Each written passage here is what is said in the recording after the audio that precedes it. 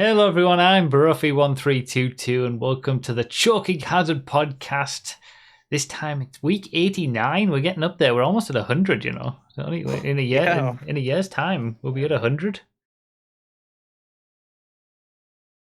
This video is supported by my wonderful channel members here on YouTube. Click the join button below the video to directly support the channel and find out all the perks you can get by doing so, including early access to videos and having your name listed at the end of each video. Could you imagine doing 100 podcasts like weekly in a row? Dear God, no. There's a reason it's monthly now, I think. As usual, got my usual co-hosts, Sugar-Free Nos over there. That's me. I'm here. Hello. I'm here this time. RDT is down I'm not there. away this time. Are you actually going to be here for the entire thing this time, Nos? Though that's the question. Yes. Yeah, yes, okay, I will good. be here. Well, unless it's more than 2.5 hours, which I don't foresee. Okay. Josh is down in that corner. Oh yeah, I'm here. Almost wasn't, but I am. And Hammer is in the booth. Hello. But he's also on the screen. Look at that. Yeah. Look at that. Hammer's hammer. Eh? It's only taken us 89 episodes. Yeah, we finally got Hammer on screen. We've had his hammer that he uses for his stream. The animated hammer has made its way to the podcast. What do you mean? This is a face cam. Oh, sorry, that We're is live streaming yes. right now. Yes, Green that's I was right. gonna say we should have been more dramatic about that, like a face reveal. But Yeah, we clickbaited into a face reveal. And exactly, we gotta start hitting TikTok and Instagram reels. Like, we gotta grow this puppy. I did it on my stream as a channel point redemption. They could redeem it to see this.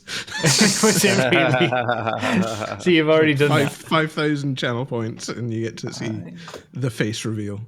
And it was would this. sue you. Yes. Brilliant. Nothing like a little bit of clickbait. Hammer's a little bit quiet, then I shall increase his volume. So I think he should just yell. If he's a little quiet, he should just have to yell. Hammer that's has a Scottish two volumes, and sometimes he can be at the very quiet volume where I need to turn him up, and sometimes he's at the very loud volume where I need to turn him down. That's why it can be off sometimes. Yeah, once he starts complaining about something, that's Yeah. keep your hand on the button. Same. What Same, are you, though. What are you talking about? I don't complain about that. All right, so it might be difficult to see because it looks very similar, but I'm in a new office. Oh right. Oh, I didn't even think about that. Wait, hold on. I showed you in the really pre-show. What? Right. I Right, watched the camera angle. YouTube video on it. I just thought like, oh yeah, here's the camera angle. That's not great. That was it. I've set it up so I can just flick to it so you can see the new office. I mean, I doubt there's anyone watching this podcast who hasn't actually watched any of the coverage of me showing or talking about the new office on any other videos. So this is all old news, but yeah, new office. This is my third different office for this podcast. Well, my first reaction to seeing the headlines in the newspapers of last stream in this office, I was like, oh man, Ruff's so lucky, bro. He bought the house at the right time. He's got so much positive equity. He's about to be. And no, you're just like across the hall. Yeah. Just literally moved from the front of the house to the back of the house. My old office is literally right over there. Nice. But yeah, it's a lot better. It's a lot cooler. You don't hear the ice cream truck anywhere near as loud. Our kids screaming. Sad. All these staples of your stream gone. You'll probably hear the ice cream truck at various stages, but yeah. Hey, at least you still have an ice cream truck, okay? It's like wait, you don't have ice cream trucks coming around your? Well, I mean, I'm sure we do. I haven't seen one in like 15 years, so Yeah. I guess I'm just not in the right place. But yeah, it was a job and a half to switch all this over. I got a new standing desk. I can send you guys higher if you want. Bye. Bye. Oh my god. I don't think it'll ever get old. Here's a question: did you buy that, or did it get sent to you? It got sent to me. I was gonna buy it anyway, though. But like, is it Flexi Spot? It is, yeah. Yeah, okay. I get their emails all the time. I already have 2 of their desks. Already. Yeah, I'm like I could have got a third, but I was like, ah. So I bet you got the one that I got offered. Yeah, maybe. I've had emails from them over the last few years as well. And then Zexy's been on at me about getting a standing desk because I sit so much, to be fair. And she's right. I mean, the women are always right. That it is. That's a good lesson. Yeah, yeah. It is going to be better health-wise and stuff to do some of my work standing up. And the more she put it into my head, the more I was thinking when I was working, I was like, this is something I could be doing standing up. I think it'd be a lot nicer, and and then I thought, I was looking at standing desks, and FlexiSpot came up, and I was searching for them. I was going to buy one, and then I thought, haven't I had emails from these guys like multiple times over the years? So I searched through my emails, like, oh yeah, okay, send one off, and yeah, got this. So there was a little promo before one of the iRacing videos, and there'll be another one. Yeah. I mean, it's worth it.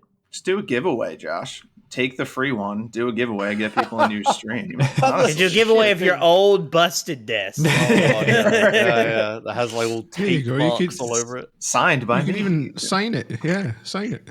How would I ship that? That'd be horrendous. I don't know. Think about the shipping would indeed be horrendous. Yeah. There was the kit. I've had to actually do cable management for this new office because of the standing desk. Yeah, it looks good. It looks good. Your setup looks good. Yeah, I'm really happy. It's nice and it's so much cleaner than the old one. But yeah, it's my 4th overall different office from working. And it's like still the 3rd house, but yeah, only the 3rd different place I've done this podcast from. Because we never did a podcast episode in my old parents' bedroom. Not this podcast anyway. We did one of the precursor podcasts there, I think. But yeah, I've added one to the notch. I'm still way behind all of you guys in different locations, though. Oh yeah, I'm actually in my office today. Oh yeah, that's a rarity. Extremely unusual. Yeah. If we had done this podcast last week, I wouldn't have been. Yeah, we were meant to do it last week. There.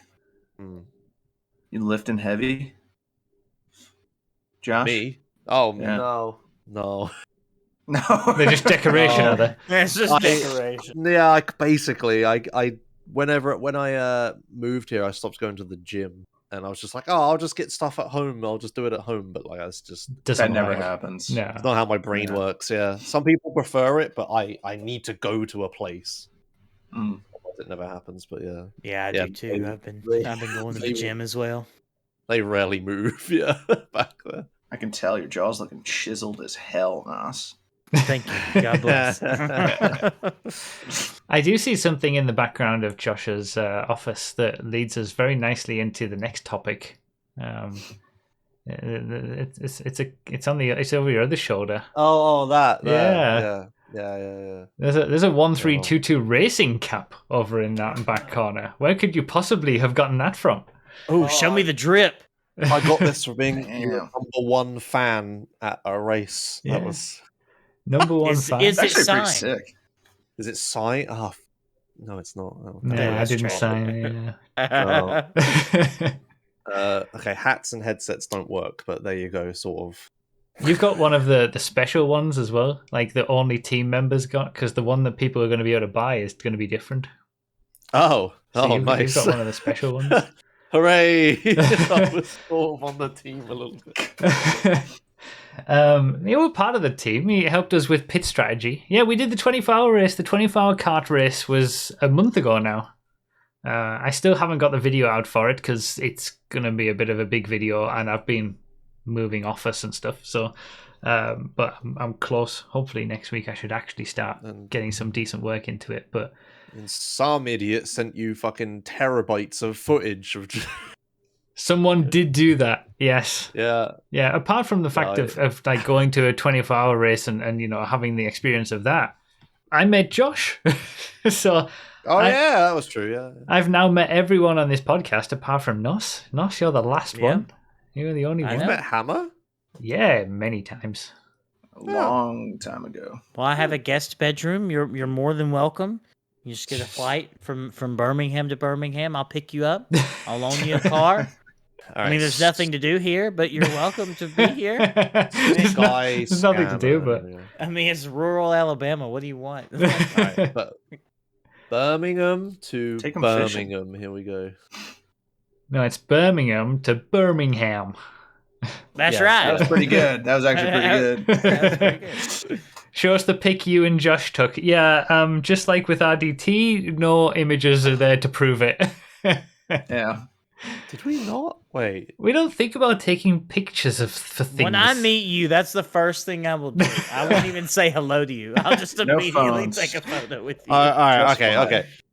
Realistically, right, when me and Broughy meet, right, the person that says, "Oh, can I take a picture of you?" Right, you're the sub, right? And the other one's the dom. Like, I don't know which one of us. I'm not afraid of being a bottom. I'll just ask. Which one of us has more numbers? I gotta know to know. Also, who given if I meet either of you, it's gonna be like, hey. Yeah, like, it's kind of over for me anyway. So equals don't take pictures together. Is that right? Yeah. We were just like, oh, hello, equal. Like, yeah. It was... Oh, God, you've got so many subs on YouTube. Oh, fuck.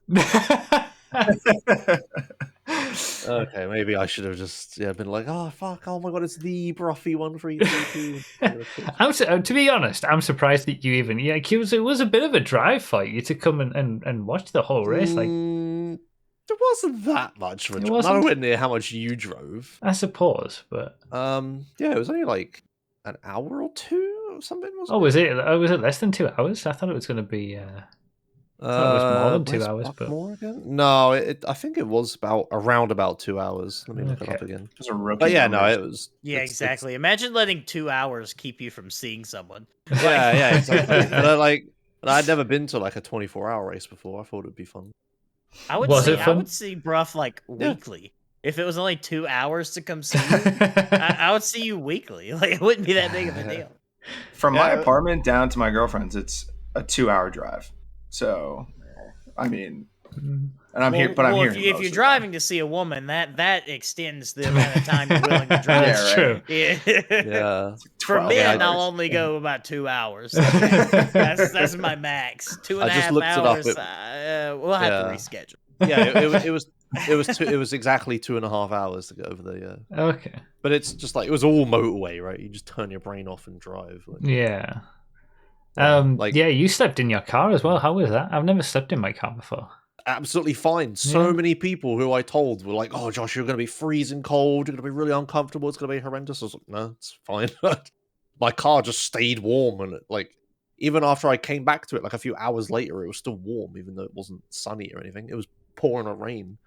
That's good to know if you ever go homeless. Well, yeah, that's true. Yeah. The rain was horrific all through the weekend. The first 2.5 hours or something of the race were in the dry, and then the rest of it was rain and thunderstorms and horrific rivers running across the track, and it was pretty miserable during the actual race. You'll see it in the video, but yeah, Josh took lots of footage for me. He was the cameraman, which is very helpful. It was like the 24-hour race isn't much of a spectator sport, right? And it's, while I'm just hanging around, I was like, oh, I might as well just record stuff. I have a GoPro. I have a little drone, like a pocket-sized drone and stuff. The drone shots were really cool. Maybe I can bring some up now. Give the podcast a little preview. I'm surprised they allowed drones. I think. There were some content creator teams there with flying them constantly. Yeah, I think you'd risk crashing into each other and then falling on the track, and then the rule I set myself was I didn't fly my drone above the track because I was just like, if it does something stupid and tries to land or whatever, I don't want it on the track. But other people were doing dynamic shots and stuff and being on top of it. I was just like, okay, I guess there are no rules. I tried to be reasonable. Yeah, there you go. Cool. There's a little. Yeah, it is from awesome. This, and this literally, it's like pocket size. This little drone. I'm not gonna shill it too hard, but I love this thing. It's so good. Yeah, it's really good quality and really stable as well. Mm-hmm. So yeah, that was it was fun, and like I don't know, I think a lot of the time it was kind of miserable, but also That's what I was going to say. You said, "Oh, it was fun." That's not what you were saying the day after. No, the day after, you were very much in pure misery. There was a lot of misery. But then, like probably the day after, it was kind of like, okay, I kind of want to go back and do that again and try to win this time. Spoiler alert, but everyone knows anyway. It's like it got me a little bit, and yeah, it's an interesting challenge. It's a unique challenge, racing it for 24 hours straight, and a lot to think about. We learned a lot from the first time of doing it, and I think the next time would go better. Radios. You need radios. We actually did have radios. We had planned ahead for that, and then they didn't work. Oh, right. They broke immediately. So I can't wait for the 1322 racing radio calls. Like shut up, I know how to drive. Well, so what I said to you when we first turned up is I was just like, oh, how's I can't imagine driving in real life with no information because I'm so used to iRacing and everything. And then you said, it's not a problem. But then you went out there and you came back the next day and you said to me, yeah, it was a massive problem, right? Yeah. You've got no idea who you're racing or what you're racing for. Everyone's on the track. You don't know if you defend for your life or let them pass or follow them if this person's faster or if you're improved. That's what you said. You didn't know if you were improving on different laps or not. You had no idea what you were doing was right or not. It's not as much of a problem in the dry, but in the wet, in those conditions where you can just feel so lost about what to do. It was. I really wish I had some. Well, the radio would have been helpful then for someone to just say, "Oh yeah, that was a good lap. Do that again," or "You're going a bit wrong on this corner," which I got because I had to do a mechanical service stop during my stint in the middle of the night. So when I came in for that, I was going to go out for another 40 minutes because you can't change drivers during that stop. So one of the team came and told me, oh yeah, do this corner a little bit differently, and then I went a bit quicker after that. But it would have been nice to know that for the hour and a half beforehand. But yeah, it was an experience. You'll see it all in the full video. But yeah, it was nice I couldn't believe the conditions. The conditions God, I know. It was horrific. You could see from the coverage they put up on YouTube was actually really good.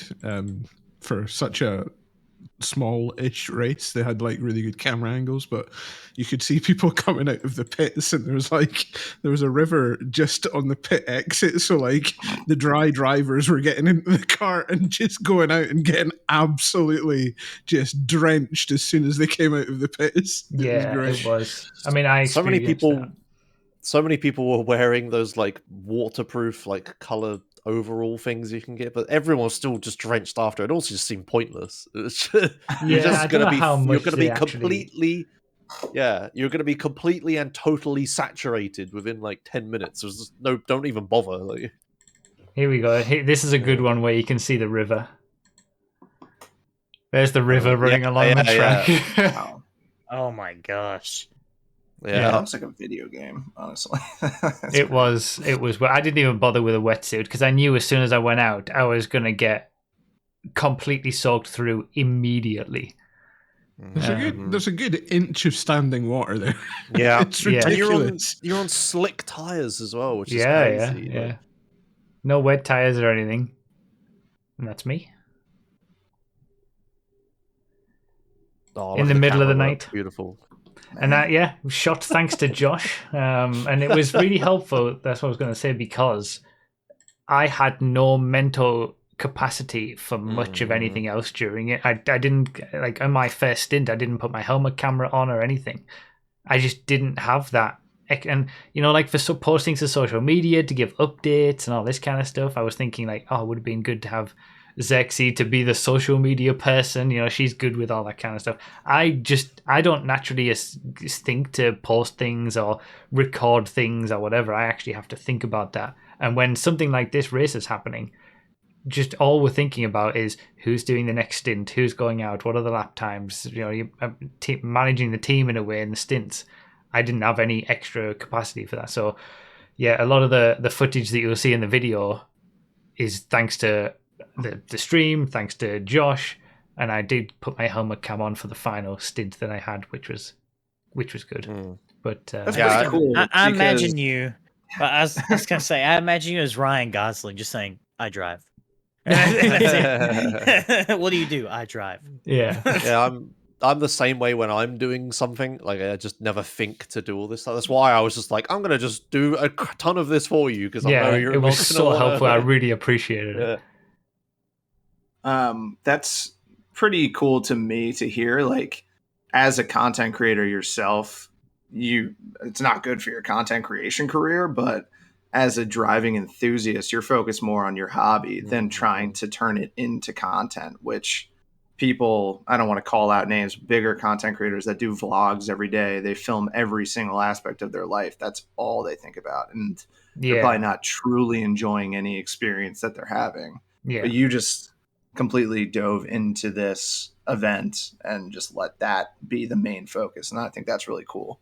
Yeah, thank you. I feel like that's how I've always treated all of this. Like, I've always just done what I wanted to do when I wanted to do it, and the content just comes from telling my story of doing the things that I want to do. So that's how I've always treated these things. So that's how I'll continue. But yeah, I think next time I'll have a little bit more mental capacity to be able to record stuff, but it's never a case of doing things for them. Like, there was some big content creator teams there, and some content creators are actually just naturally really good at posting stuff. Like Super GT, for example, he was there. I've met him a few times now. He's just really good. Like, he's just so tuned into posting on social media and all this kind of stuff. I'm just not wired that way. I'm too focused on what I'm doing. He can do both, you know. But it's I think, yeah, it's always a case of never doing the big content teams. They would be doing things specifically for the content as well as like the race, you know, and they'd be doing pieces to the camera and all this kind of stuff. And I just do not have the capacity for that. I need to be focusing on what I'm doing, and I'll figure out the content afterwards with the footage that I've got. I mean, a lot of those people also had like dedicated camera people. That's true. Yeah, they have proper teams. Yeah, they had people worrying about all the strategy and organizing the team, and then they had people also doing all of the camera work and, like, you know, hey, yeah, they almost had like three separate parts. They had the drivers and the content creators. They was the same thing, and then they've got the camera team and the video team that think about that, and then they've got the race management team that think about the race itself. So it was all on me. I was the race manager. I was the content creator, the driver, and the team manager. Like, yeah, I couldn't do it all. It's also kind of funny to think back to Josh's story about doing the commercial, about how, like, you were doing your world record and they were like, "Oh, when are you going to do it?" And you're like, "Oh, I just did." No reaction whatsoever. And the other guy was kind of just a little bit more naturally into it. Yeah. Some people just have that, I guess. But. Yeah. Yeah. One of the other teams was explaining on the on the interview that they had an RV for the team. To sleep in. Yeah. For a 24-hour. There was for a 24-hour kart race, and the fact that they had to downscale it from last year because everybody just spent all their time in the RV sleeping and missed their stints, so they had to downgrade it and make it less comfortable. Quadrant's video is actually out there. Maybe it was a different. Oh yeah, okay. If you tell me, I don't know which team it was then, because I saw Quadrant's video, which came out a couple of days ago, of the 24-hour race that we did, and that was a proper big RV coach type thing with like 18 beds or whatever, and a few of them slept in for their stints. So maybe it was the other big content creation team, Senior Frogs. Maybe it was them that downsized. Yeah, I didn't. I have a feeling I remember from the interviews that it was Spicy Boys that had the RV. Oh, really? Okay. Oh, they're the other. Yeah, those that was a team of YouTubers as well, I think. Yeah, I didn't. Shame I didn't think to record the parking lot, but yeah, there was some insane setups there. Yeah, like that massive coach thing that had like a generator running outside of it 24/7, and like there was some supercars and stuff. There were like lots of gazebos with like mobile homes and things like that. Yeah, and then there's just us, you guys driving down the moat like to a hotel, and me sleeping in my car. Yeah, Like, oh, whatever. I know. Yeah, but it's a good experience. Oh yeah, that's it. Though. The frogs had a room inside the pit building. That's right. So there was like one building in the entire karting place that you could go into. The downstairs was a cafeteria, so it was like that was instantly packed. The upstairs had like 3 rooms. One of them was for the broadcast. One of them was like for the drivers meeting, and the other one was the frogs room. So like everyone was just crammed into the cafeteria and the meeting room. There was no hardly any space inside the building at all. And we just had to get our little corner. Room. I mean, Quadrant did as well. Those were the 2 big. I mean, they paid for those 2 little rooms, I suppose. So yeah, that's what you get when you.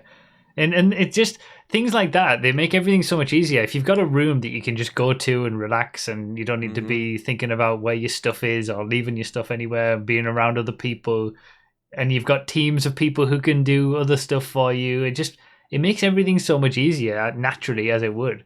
Yeah. You guys were squeezed into the corner near a door, right? Yeah. Walking past you all the time, and people climbing over you to get to their stuff that we were sat in front of. I at one point in the cafeteria climbed over a bunch of people to plug my battery bank into the wall socket that I could see a spare plug of. I was just like walking around for ages. All my stuff was dying. I was like, I just have to be an arse about this. Walked through a bunch of people, just like, sorry, excuse me, sorry. Put my battery bank there and left. Yeah. So who's gonna bring the RV for 1322 Racing next year? I know, right? Well, if you need staff, I'll work for free if you fly me over there. Oh yeah, just pay your plane ticket. Yeah. Good experience though. It was fun to do. Now looking back on it, at least. As I approach the age of 40, I am beginning my YouTube. My YouTube videos are slowly turning more towards, I should probably buy a camper van. That's a really cool camper van. I really like that camper van. And I can't stop my thoughts from thinking that's just how my brain is wired now, because I will be 40 this month. So, oh god. Okay. Oh Jesus Christ. Before the next podcast or when you turn 40. On the 23rd. Which is also it might be the day after the next podcast. If the podcast goes to plan for this month. I won't be there. I'll be in Aruba, but well, you can tell him happy You'll birthday be thinking now. of me, and I'll appreciate it. We're talking like 3 weeks from now, right? Like this month. Okay, no, I will be in Aruba. Why? Let me guess, another wedding? Yes, a wedding. Is it actually? Yeah. Of course it is. How does one man have so many friends? How's this possible? Yeah, flying down there the 20th. Flying to Aruba. God, I don't even want to go. I'm really wedding. Excited. I was just telling my girlfriend, I was like, when we're there, I want to just turn my phone off and like leave all electronics, because just for some reason I got to thinking last night, when you're just sitting in bed, you're like, the world is so crazy. People just go viral for no reason, and there's constant cycles of news, and you're just hearing crazy stuff, and I just want to unplug and just be on the beach drinking a daiquiri and getting sunburnt. That's all I want for 5 days. That's all I want to do. So yeah, that is a beautiful thing to try to accomplish. It's tricky. Yeah. So good luck, but definitely try. The world's too connected now. Yeah. It's a good thing most of the time, but you do need to be able to disconnect from it all. it's overwhelming sometimes, and I can't remember the last time. Like, I must have been a kid before I got a cell phone. Yeah. I went out, played with my friends, had to be home at 6 for dinner. Yeah. Couldn't be contacted by anybody. So I was probably like, what, 11, 12? That was the last time I wasn't constantly in contact with somebody. It's insane. Yeah. Well, have a good time. Thanks. And we'll have to ask about that on the podcast after the next one, how the disconnecting from the world went. Yeah. Hopefully well. Hopefully 2 podcasts from now, well. There'll be some interesting story, won't it, of like, if I'd only had my phone, it would have been fine. But I wouldn't have gotten kidnapped and sent to Venezuela. Whatever. Done like Natalie Holloway, bro. If you do you know who that is? Yeah, I know Natalie Holloway. Yeah, the famous Alabamian Natalie Holloway going missing in Aruba. Oh my God, that dominated. Like, you couldn't go a day without hearing about this woman for like 10 years. What's his name? Vandersloot? Yeah, that's right. Yeah. Jordan Vandersloot. Yeah. Yeah, well, I have no idea about any of that, so look it up. It's good. Well, it's not a good read. But... yeah, it's not good at all. Actually, it's a really bad story. It's terrible. Anyway, I won't be going to Aruba. No, someone from Alabama going to Aruba. No. Well, where will you be going, or where have you been going, or what have you been doing, Nos? Because it's been a while since we've actually heard from you. Wow, what a segue! That's impressive. That's really impressive. And let's just delete Josh's topic. I just moved it to underneath. It's still there. Just Well, I did a couple things. So it's been 2 months since I've been on the podcast. Because I had unfortunately wasn't for all intents and purposes a funeral I had to go to. Anyway, I guess in chronological order. Okay, so in chronological order, the solar eclipse was back in April. When was that? That was April. When was that? 15th or something. Yeah. I think so. Or the 22nd, maybe. Yeah, I think it was the 22nd. But anyway, I went with Cassandra and my grandmother. We went to Indiana to see the eclipse. So I got to see a total eclipse for the second time in my life. I saw the last one. I went up to Tennessee to see the last one that came through the continental U.S. I went to a town in Indiana called Greencastle. You can look it up. It was a nice small town. We went to a park there. And it was great. I picked a great area to be in. It was a wonderful little town, a wonderful park. It was real fun. We went to the Walmart up there and we bought like every sporting equipment that we could find because we were gonna get to the park. We got to the park at like 9 a.m. And the eclipse did not reach totality until like 3. So, because we wanted to make sure we were there. So we played all kinds of sports and met some people and talked to some people, and it was real fun. It's probably the farthest I've been from home. Drove all the way up there in a rental car. My grandmother rented a car, and it was a new RAV4, and we drove up there, and it was a wonderful trip. It was a wonderful time. Nice. And if you have not seen a total eclipse, go see one. If you ever can, it's worth whatever drive that you could make. If it's like, I don't want to go see it. It's 4 hours. Quit being that and just go see it because it really is something special. Yeah. It's and I'm not usually that guy that's like, oh, bro, you've got to see it in person. But it's like the sensory feeling you get from it's really special, and it's not something that could be conveyed over a screen. So, go see one if you can. It wasn't cloudy or anything. No, it was. Clear. Oh, it was perfectly clear, beautiful day. Because for a lot of the path of totality, it was cloudy or raining or stormy. So I know all through. Some people that I knew were going to Texas. Some other family members that I have, they couldn't go see it. because it was all cloudy and nasty in Texas, and up further, say, to the northeast was kind of cloudy and not looking good. So yeah, New Jersey wasn't in the path of totality. It was probably like 85, 90%, and it was cloudy. So yeah. Well, and two, like if you're like, man, I don't need to drive. I'm at 80%. That's close enough, right? Wrong. Yeah. Incorrect. This is the most all or nothing thing you could possibly imagine. Even if you're at 97%, no, you didn't see it. You didn't see it. You might as well have just squinted your eyes a little bit. Go outside, squint your eyes a little. That's a 97% eclipse, bro. You've got to see a real one, a full one. The next total one in the UK is supposedly 23rd of September 2090. So just got to live to 100 and then I can see one here, but I can travel. Oh, yeah.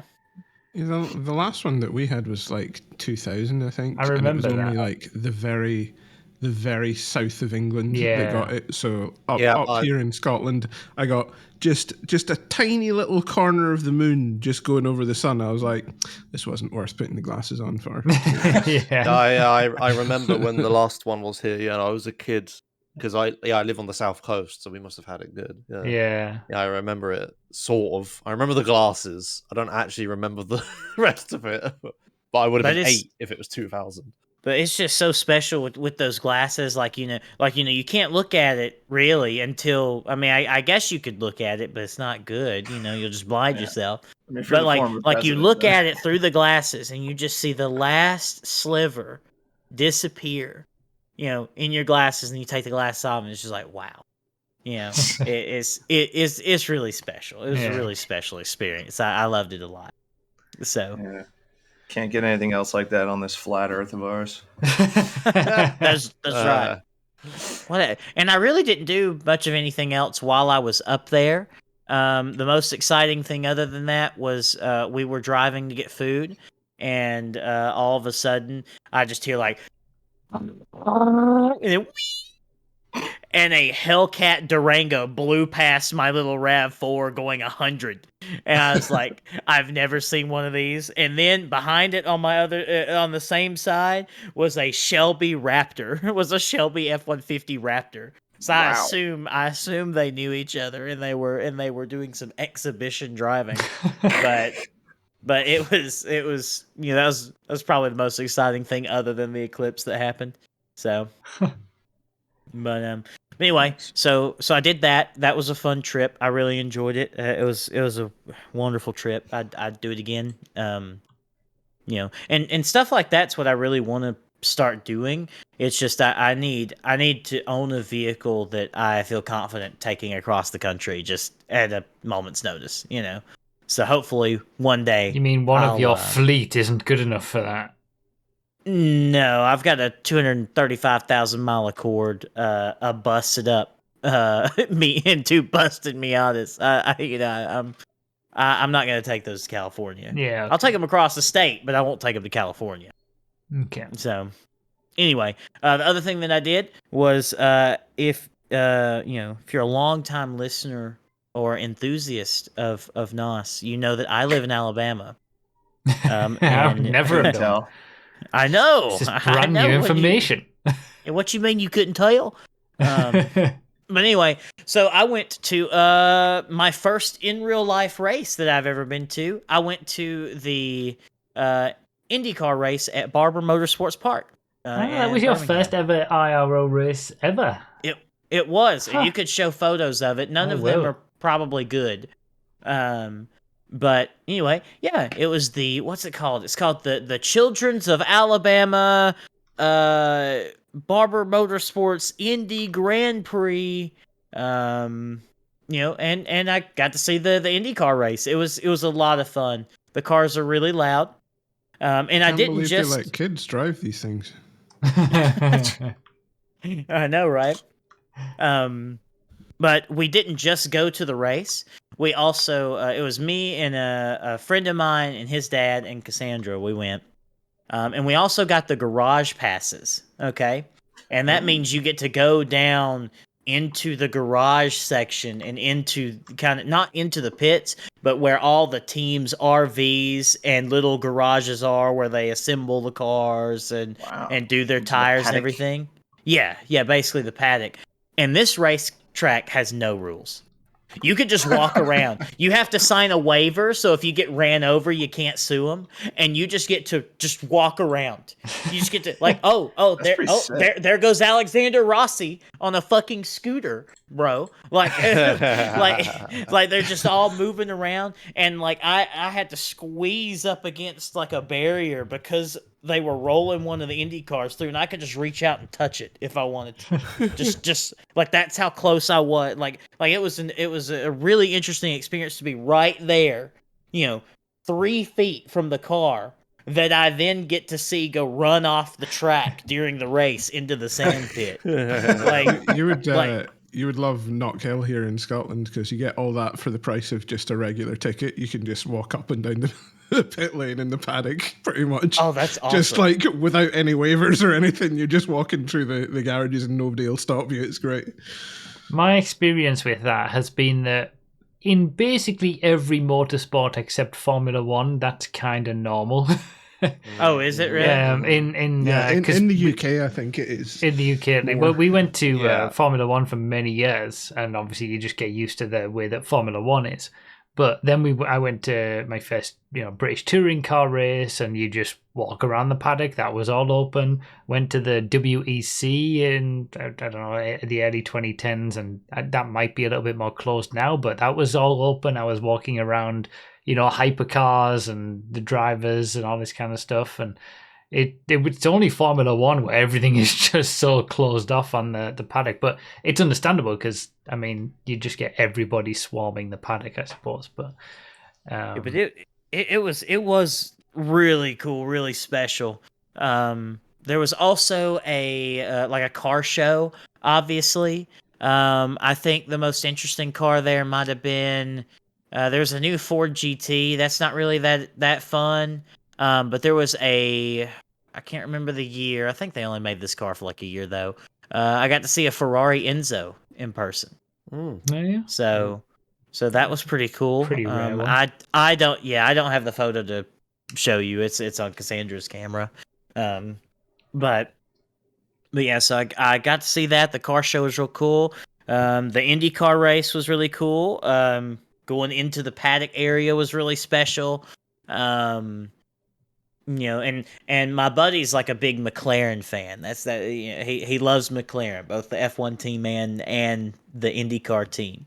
And we just got to walk down to the paddock and look, it's all the McLaren RVs, and then all the McLaren drivers come out of their RV and go to the race and sign autographs and stuff. And they're just like, they're just right there. They're just chilling. They're just hanging out.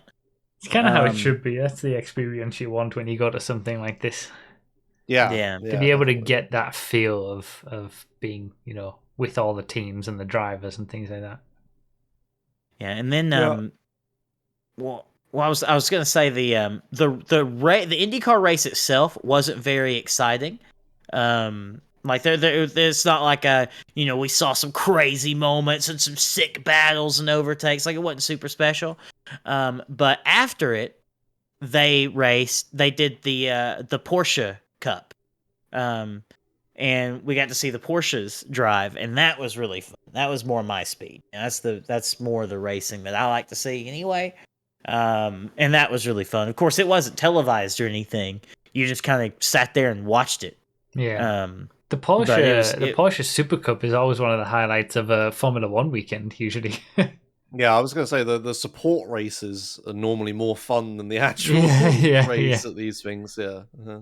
RDT's computer is updating. Discord's updating. Send help. Okay, that's why he's not talking. Okay. I would say the Porsches and the Indy cars were about the same volume, I would say. I bet they're both louder than Formula One these days. In the early Formula One races, I went for the first few the last few of the V10 era. You had to wear earplugs. There was no question about it. You had to wear earplugs because they screamed. And then they went to the V8s, and you could kind of get away with it if you were far enough away from the track. But but now you just do not need earplugs whatsoever. and the Formula 2 cars and all this kind of stuff. When we went to the WEC as well, like, you know, hypercars and the GT3s and stuff like that, they're all so much louder than the pinnacle of motorsport now. I'm glad you went to an IndyCar race, though. I would like to go to one. Yeah, it was. Well, next year, come down and we can go to Barber Motorsports Park in Birmingham. Yeah. It was great. So yeah. I've always wanted to go because it's always, you know, it's my whole life. It's, you know, Barber's this weekend. Are you going? No. Well, finally I did. So, I guess it's the NOS hour. I guess. I have a thing over my cars now. I have a covered parking. It's pretty cool. You want me to show it? So I no longer have to have my Miatas over. And it's not like everything's not done. I still need to get gravel and do a bunch of stuff to the outside of my property in my home. But now I have a big roof over where I park my cars. So did you build that yourself? I paid my wonderful cousins to build that for me. Okay. And he did great work. He did awesome work. Did like, why? It never rains, right? Like, it's literally raining right now. Oh, it is? Talking about it never rains. Yeah. He doesn't live in the desert. Yeah. I don't know. I thought Alabama was just like scorching heat all the time. Prof, go back to that picture and look at the trees. What are you on the Gulf talking of about? Mexico. This is a temperate climate. What? Okay. It's full of foliage and stuff in the picture. Right. Yeah. They got hurricanes like no one's business down there. Oh yeah. All right. Oh yeah. I don't know things about America really.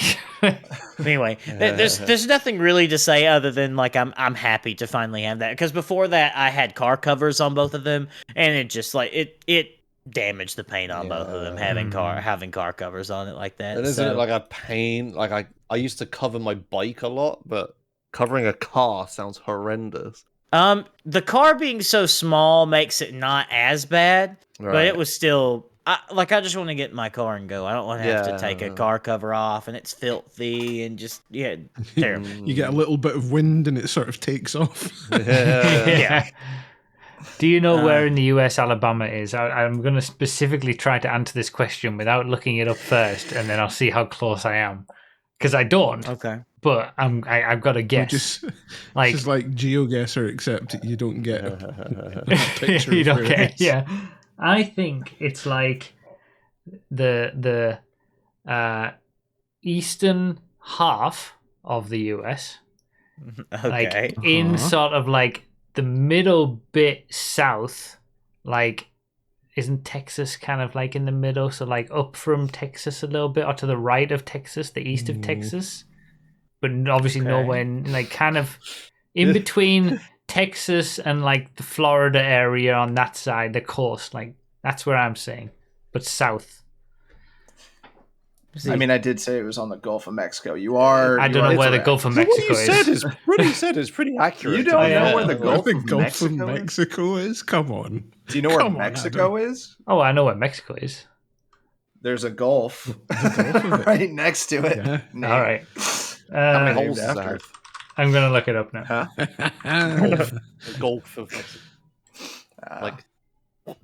Yeah, I got you. Okay, yeah, I wasn't far off. It's more. I got the joke. It just wasn't funny.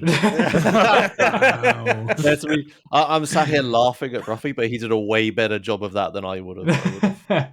I had no idea that bit of the sea was called the Gulf of Mexico. I had no idea where Alabama was. I would have just said next to Texas. That's okay. It's useless information. The state's terrible. All right. Louisiana. Louisiana looks like a little boat. It's further away from Texas than I thought it was, but like, I'm pretty happy with that guess.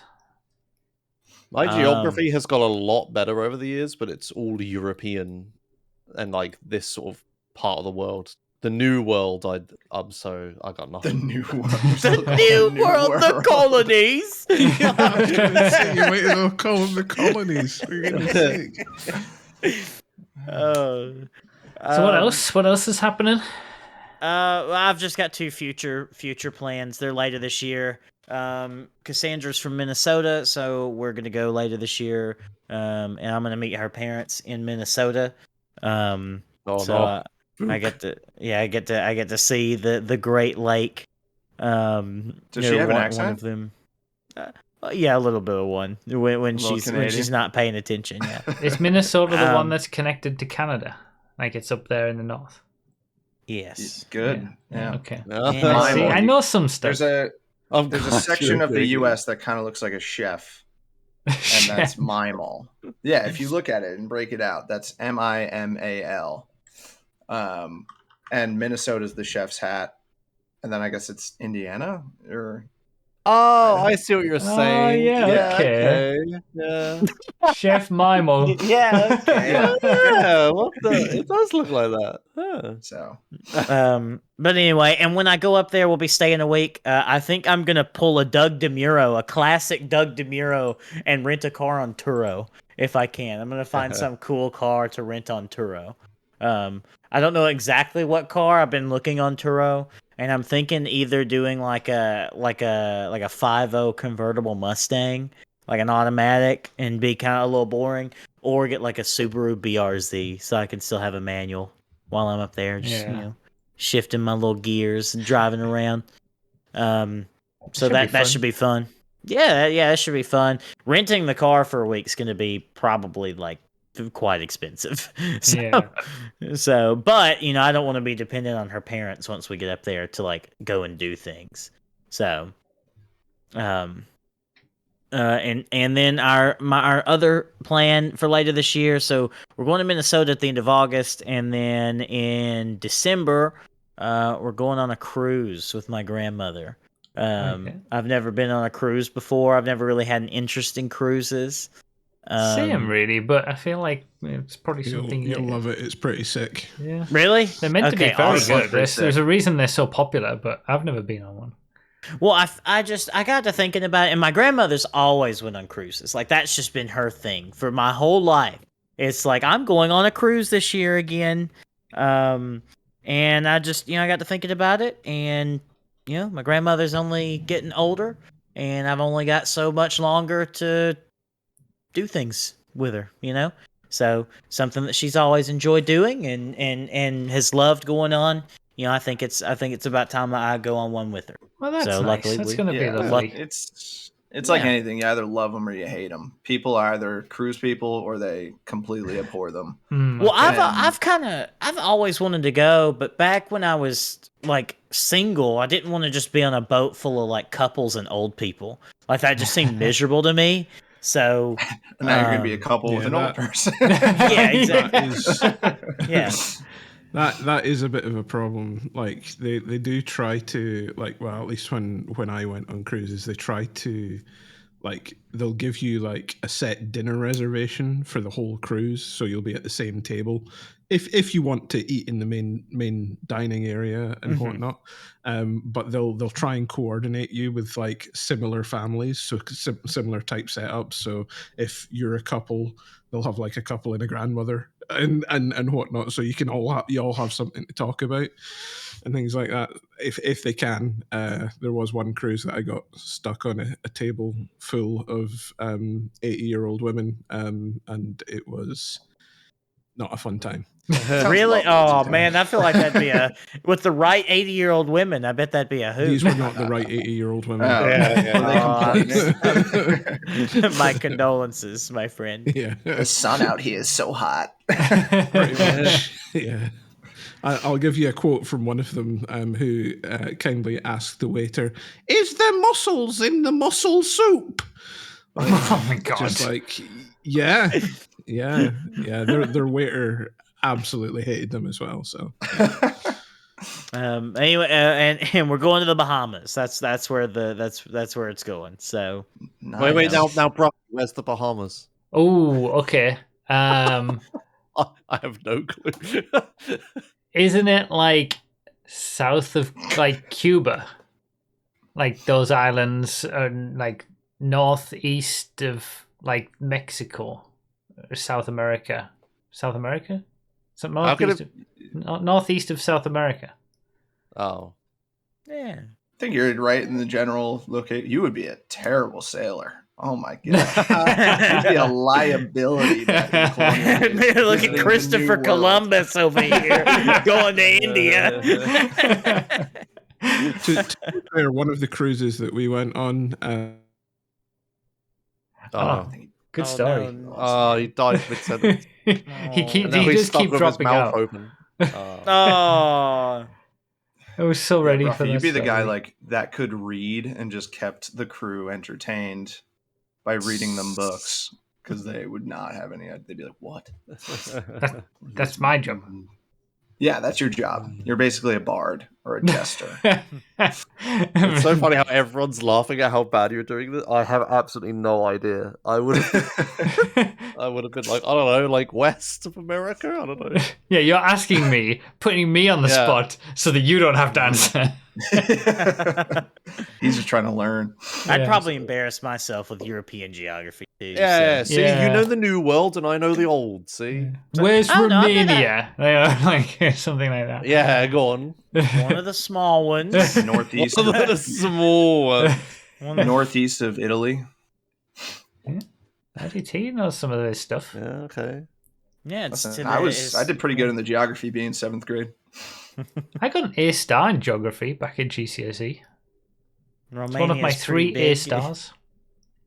I used to be able to map out how many? 52 countries of Africa? Is it 52? Yeah, I could absolutely used to not back in do 8th that. grade, but yeah, now I can't. Impressive. What were the other 2 A stars? 58. How many countries are in Africa nowadays? Maths and one of the Englishes. We took like English language and English literature, and it was one of them. I don't know what the difference was, to be honest, but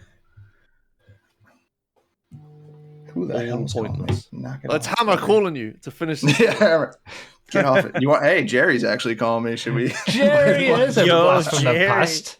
Was he ever? He's taking the call. Do you have your Beyblades at Allie's? Yes, my Beyblade is at Allie's. Bring it. Bring it. Okay, you have a stadium for us? I literally was like, it'd be so funny if Ryan didn't bring any of his chairs, any of his Philly stuff, but has his Beyblades. And then I was like, wait, I think he does. We can play it in the cooler. Okay. Beyblades. All right, you're on the podcast right now, by the way. Hi, podcasters. All right, I'll bring the Beyblade. I'll see you later. Bye. That was scripted, bro. That was scripted. You just texted him. You're like, don't ask why. Just call and ask if I have my Beyblade. It'll be really funny. I promise. Oh, dude, that was not a real phone call. Oh my god, that's remarkable. What on earth? Jerry has had like such minor mentions on this podcast, but every single one has been so memorable.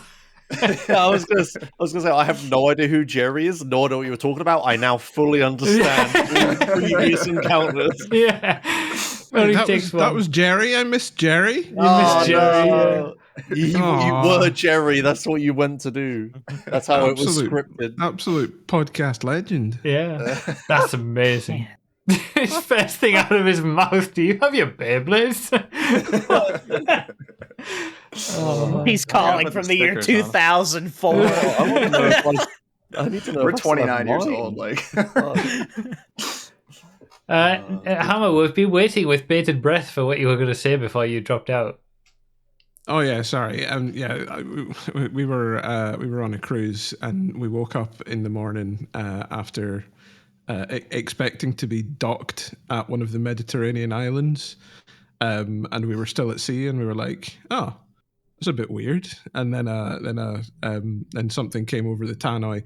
Oh yeah, sorry folks. We were supposed to be docked in whatever island it was we were supposed to be docked at, but the captain missed the island by quite a significant margin, so we're just sailing back now.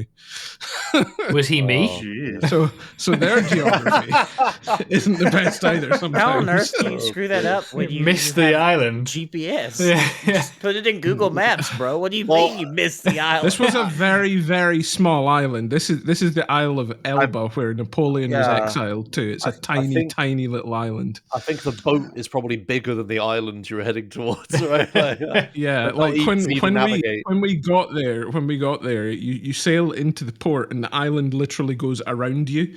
Yeah, all right. That's it. I think those boats have like turning circles in the order of miles, right? Like, yes.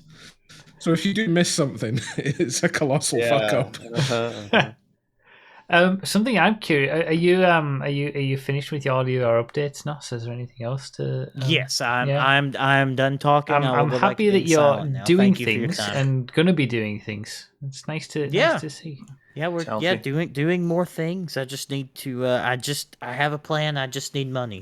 Just like, just like I've been saying since Red Dead Redemption 2 came out. I have a plan. I just need money.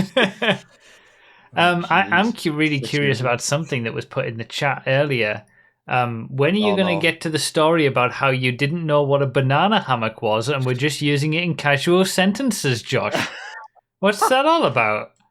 Yeah, I don't know how this has happened, but there's a thing when you're streaming where sometimes you're not certain if people can hear you or not, like if your internet goes down or you're not sure something's working or whatever. So I would always say, chat, say banana hammock if you can hear me, because that's like two words that have no meaning next to each other that chat wouldn't just say for any odd reason. So they'd only say if they could hear me. And I don't remember where I picked this up, but I've been streaming for over like 10 years, and I must have got it from somewhere like 10 years ago that someone else did something like that. Because I wouldn't have picked those two words because they're meaningless, right? You know, they don't mean anything. So I've just been using it on stream all the time for any of my things. I mean, it's a good theory if the words were actually meaningless. Well, I thought it was just like a generic like safe word or something. Like I thought it might be like some porn reference or something I don't get. But like I just didn't understand. I just thought it was like, oh, it's safe word, haha. It's like two words funny, whatever. I didn't realize it was an actual thing. I've got a safer alternative for you. Instead of saying banana hammock, use budgie smuggler. Jeez. I don't get it. Where'd you got hot of it? Oh my god. So when did you find out that banana hammock was a thing? Yeah, the other day. So I wanted to test actually using the notifications. So when you stream on Twitch, you have like a title and a go live notification. Mm-hmm. And what I always did, I always just copy pasted my title into the go live notification. But the other day, I don't remember why I thought of it. Oh, people in chat were saying they always get notified like super late that my streams are live. So I was wondering like, how crap are these notifications? I want to find out, right? So I was going to write banana hammock into the go live notification. But then I thought, no, I always use that. Stream knows it too well. I tried to think of something else. For instance, I thought cherry. I don't know why. So I just said type cherry if you're reading this in chat or whatever. Brother, you are treading a thin line here. So we had like my chat. So I went live and my chat was just the word cherry for like 2 hours straight because the notifications just come in at random for like 2 hours. So that's what I was testing. But anyway, Faye, when she came home from work, asked me why everyone was talking about cherries in my Discord and in my chat and stuff, and then I explained the banana hammock situation, how I didn't use that. And then, she just explained what a banana hammock is. She asked me, why do you always use banana hammock? And I was like, oh, that's just two funny words. And she was like, it means something, right? I was like, does it? Oh, so innocent. Yeah. The banana hammock situation. Yeah, Faye. Oh, Faye says this is like bussy all over again when I said that. Yeah. Dude, you gotta irresistible, stop saying bro. That word's funny. I've no idea what it means. Oh God. Oh, you need to find out real quick. Yeah. That should be the podcast title. Oh, the banana hammock situation. I can't be the title again. Come on. You would have found out if you took that picture. That may get some more interesting viewers coming approaching us. Yeah, that's a different clientele. Oh dear. But all are welcome. What's your deal with the custom bike then? What's this? Oh yeah, so yeah, the custom bike story. So, as you may or may not know from this podcast in the past, I had a bike. I like cycling. I like endurance gravel cycling. I had a bike that was like a pretty okay one from Triband that was cheap. That got stolen, and I was really sad about it. And it was the most expensive object I'd ever owned or whatever. Classic UK moment. Yeah, yep. Because I was like really poor and stuff when I got Nothing ended up happening with that, right? Like nobody was found. No, The bike never was got found, contacted from the nothing. police. You didn't get any No, money all back, insurance or anything. Like nothing. No, insurance told me nope, sorry. It was because. What's the point of insurance? I know, right? And then like I was paying them the whole time. And then yeah, the bike register people never found it, whatever. But they have like thousands of stolen bikes on there that never have anything. So yeah, I just never heard about that. So I bought a secondhand bike, just like one that I would like fit the like. Okay, this is like a replacement bike or whatever. So I tried to find like a really good one, and I got a really good one. It's a Holdsworth Mystique 2019. I think I got that right. Gravel bike. But the thing is with it is it's like it's not exactly perfect, and my previous bike was exactly perfect. And it's driving me nuts. And it's like it's a really good bike. I'm doing the second hand, like when I sell it to someone in the future. It's my sales pitch. It's a really good bike, just not for me. I don't like how wide the handlebar on it is. For me, it's like I don't have that broad shoulders. I don't like the 1X SRAM group set, like the gears and stuff. Like I just not enough gears. I cycle too much on the road and stuff. Just a bunch of stuff. There's like a bunch of little stuff that doesn't. It's not like show stopping for me, but it's like enough to be a problem, and like I want something else. So for a while, I was just like, okay, you know what, I'm just gonna look for a new bike, like a proper one. I'm not in a rush for one, like I was when I got that one. So I'll just take as much time as I need, and I'll just find a new one. So I spent ages looking around for all these bikes, like from Canyon, from Specialized, from Trek, all these brands. I went for like over all their libraries and stuff, and I made myself a criteria. I wonder if I can find it. It was like I was very well aware I was being super duper picky, but I was just like, if I'm gonna get the like, you know, for life bike or whatever again, then I kind of want it to be like absolutely perfect. I'm gonna scroll up a bunch until I'll find it. But yeah, I had a criteria that I set myself, and I was looking at all these things, but I just couldn't find all of them. One of the big problems is that I'm quite tall, and I need an XL bike. Hang on, I need an XL bike for it to be like big enough. You're gonna store this in your house, right? Oh yeah. The current bike is stored in my house. Yeah. Okay. Here's my list, right? So I said when I was talking to someone about it, all I want is a nice gravel bike that's not too slow on roads, because the current one was with the gears. It's in a nice color that I like, in matte, not glossy. Why would you ever want a glossy bike? I don't understand. But anyway, in matte, in extra large, with a Shimano group set, in 2X, with 40C plus tire clearance, in 700C, with drop bars and disc brakes for less than £2,000. And I was like, that's all I want. Why is that so hard? So I just could not find. There was like, I looked at secondhand bikes, new bikes. Everything was like one or more of these that it would just barely not. There was like a Canyon bike from a few years ago that I really liked. It was like matte black and blue, and it looked really cool. But I could not find an XL one in like the entire country. So eventually, I was talking about this on stream, and someone said to me like, "Oh, why don't you just build your own bike?" And I was just like, "It's stupid. It'll be way too expensive, like bike parts and stuff."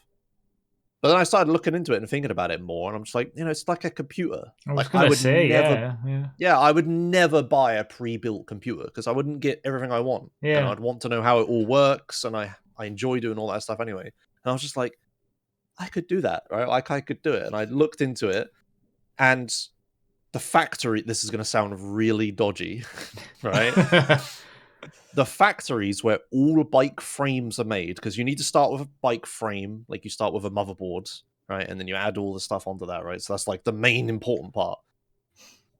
All bike frames are just made in China in the same factories, right? Like all these fancy brands that charge you like 4 digits for like their bikes and stuff. They're all coming from the same place. So there's this company online that you can send on the website, Carboda. Let me find Carbonda. Really taking it to the bike company. Yeah. Right. So I went straight to the manufacturer, and I've seen articles from like Russians and people who are driving this super cheap, and you can go straight to them and just buy the bike frame from them, and it takes like 2 to 3 months, but eventually one painted to your exact specifications with your logos and stuff on it and all this stuff just turns up at your door for like £800. And I was like, yes, please. Like, wow. Just get a banana hammock on it. So what'd you get? I got a Carbonda gravel CFR. Oh, there's a new one on here now. That's an e-bike. I got a Carbonda CFR 707.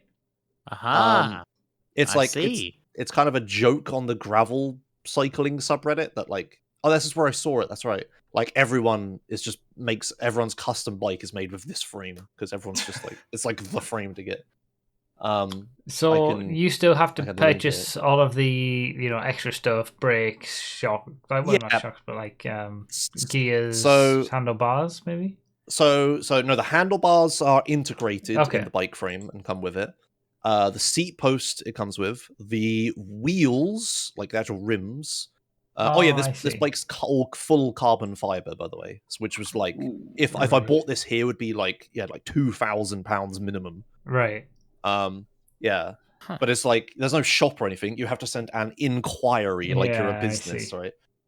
It's like a real street bike. Yeah. Like a road bike. It's like a proper aero gravel bike. But they also sell wheels, so I got wheels from them that come with like the hubs or whatever as well. What kind of wheels? Which ones? The CGW01, I think. Okay, yeah. You could get like really deep rim wheels, but then like a gust of wind hits you and you fly off the road, right? So, and I'm like, I'm not going that fast on gravel. I don't need aero tires. So I got those. Those are full carbon fiber wheels as well, which is like nuts. They'll get sent to me as well. But yeah, I got the bike painted. This is a bit hard to explain, but if you imagine the bike frame as 2 triangles with like their long sides next to each other, and then a fork at the front, the insides of both the triangles and the middle bit, so like the seat tube, and the inside of the fork, that's going to be blue, and the rest of the bike is going to be black. Nice. So it's like the exact paint I wanted. Like I literally drew it on paint, like over the frame, and sent it to them. Be like, this, please. You're like that's pretty cool. Yeah. So I'm due to get a picture of the bike frame from them next week, so I can show that to you next time. Hopefully it's correct, because otherwise I'll have like 20 days I have to wait for the next, because that's how long this has taken. But yeah, all of the other parts, the group set is what it's called, like the shifters, the gears, the chain, the brakes, all that part. I got a Shimano GRX 820 mechanical group set. There's a trend in cycling right now where everyone's going for electronic shifting, where you have like your shifter, you have a little battery in it, and it wirelessly talks to your shifter with 3 batteries and you need like a phone app and stuff to do it. I don't want to do that. I want my bike to text your bike to go into 5th gear. Right? It's like, oh, you need to download an update to use 7th gear. And I'm like, I'm fine. I want a cable, like a nice mechanical thing. I yank and the thing moves. Thank you very much. Bicycle. That's insane. I do not want that. So I bought that's like the best gravel group set you can get. And this is all going to be like comparing all of this together. Of like, it's going to be so much cheaper than if I'd built it myself. Frankly, one of my friends. About that. Like, how much are we talking, like savings wise? It's just under $2,000 so far. So it's pretty expensive, but it is like a top of the line gravel custom bike, right? It's exactly what I wanted. I could not find something better from a company like pre-built if I tried. Yeah. Like even if I gave them like $10,000, right? Wow. When it arrives, I'm gonna take it down to my friend Trigger, who lives like west of me. And man, Emmett's only a couple blocks away. We're gonna. Emmett sounds like a GTA character. I'm going down to my custom bike shop. His name's Trigger. We're gonna. At his garage. He's got like a bunch of tools and knowledge and stuff. And we're gonna stream building it, and it's probably gonna take like 2 days, but it'll be sick. It'll be fun. Yeah, it's like shop class in Bully. And then once it's all done, I can sell my current bike for like 900 to $1,000. So you get a decent amount back then. Mm-hmm. And then I want to start bike packing, adventuring. I love videos about it where you just like strap a bunch of bags to your bike and just cycle off into the sunset and just camp places, and it's just you and your bike, and you don't have anything else, and that's it. Everything. If you want, I wanted to do that with my motorcycle. Yeah, I see people do it on the motorcycles a lot here. It's kind of like camping, but without a car or a camper van or anything, or some people hike and stuff. Yeah. And because I have a endurance gravel bike, I can go on any road surface and it won't kill my back or anything, but I will still be reasonably fast. Will you make content on that, or will you just do that? I might try. That's actually why I got this drone in the first place, because it's perfect for having it follow me like automatically while I'm cycling. Oh wow!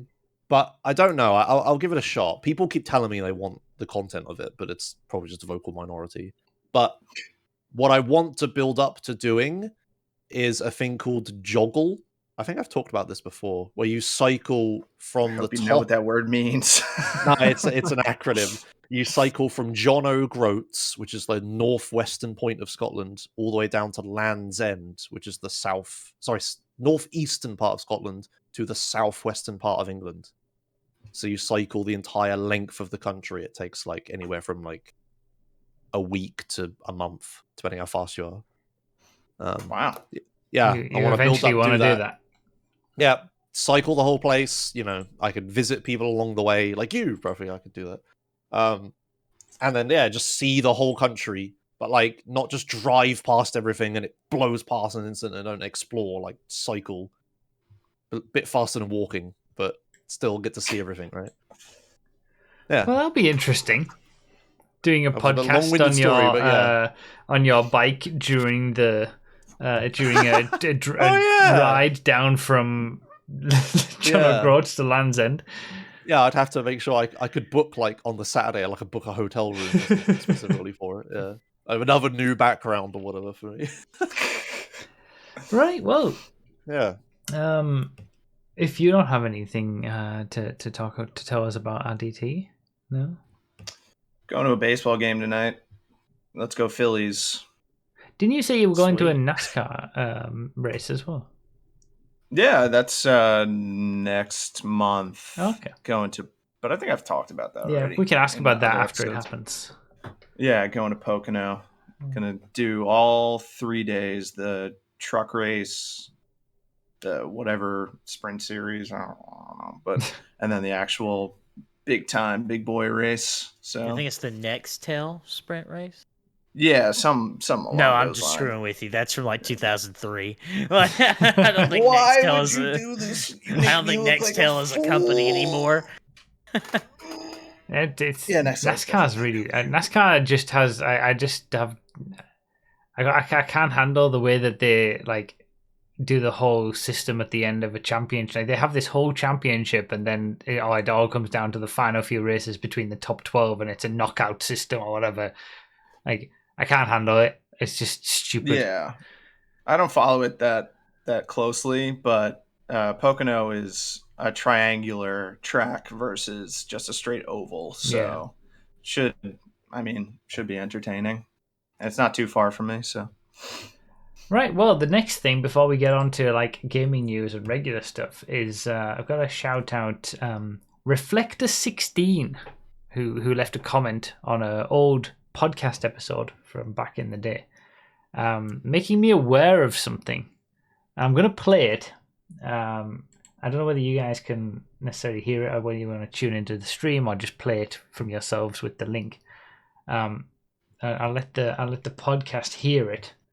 It was a little bet that we all made, so I'll let the podcast hear it. The chat. Loud as balls. Be genuinely surprised if Rockstar didn't release GTA 5 again for PS5 and Xbox. They can. They can. GTA 5 is going to be the Of course they Skyrim of can. GTA. I think they If will. you met Todd Howard, you can port as many times as you want.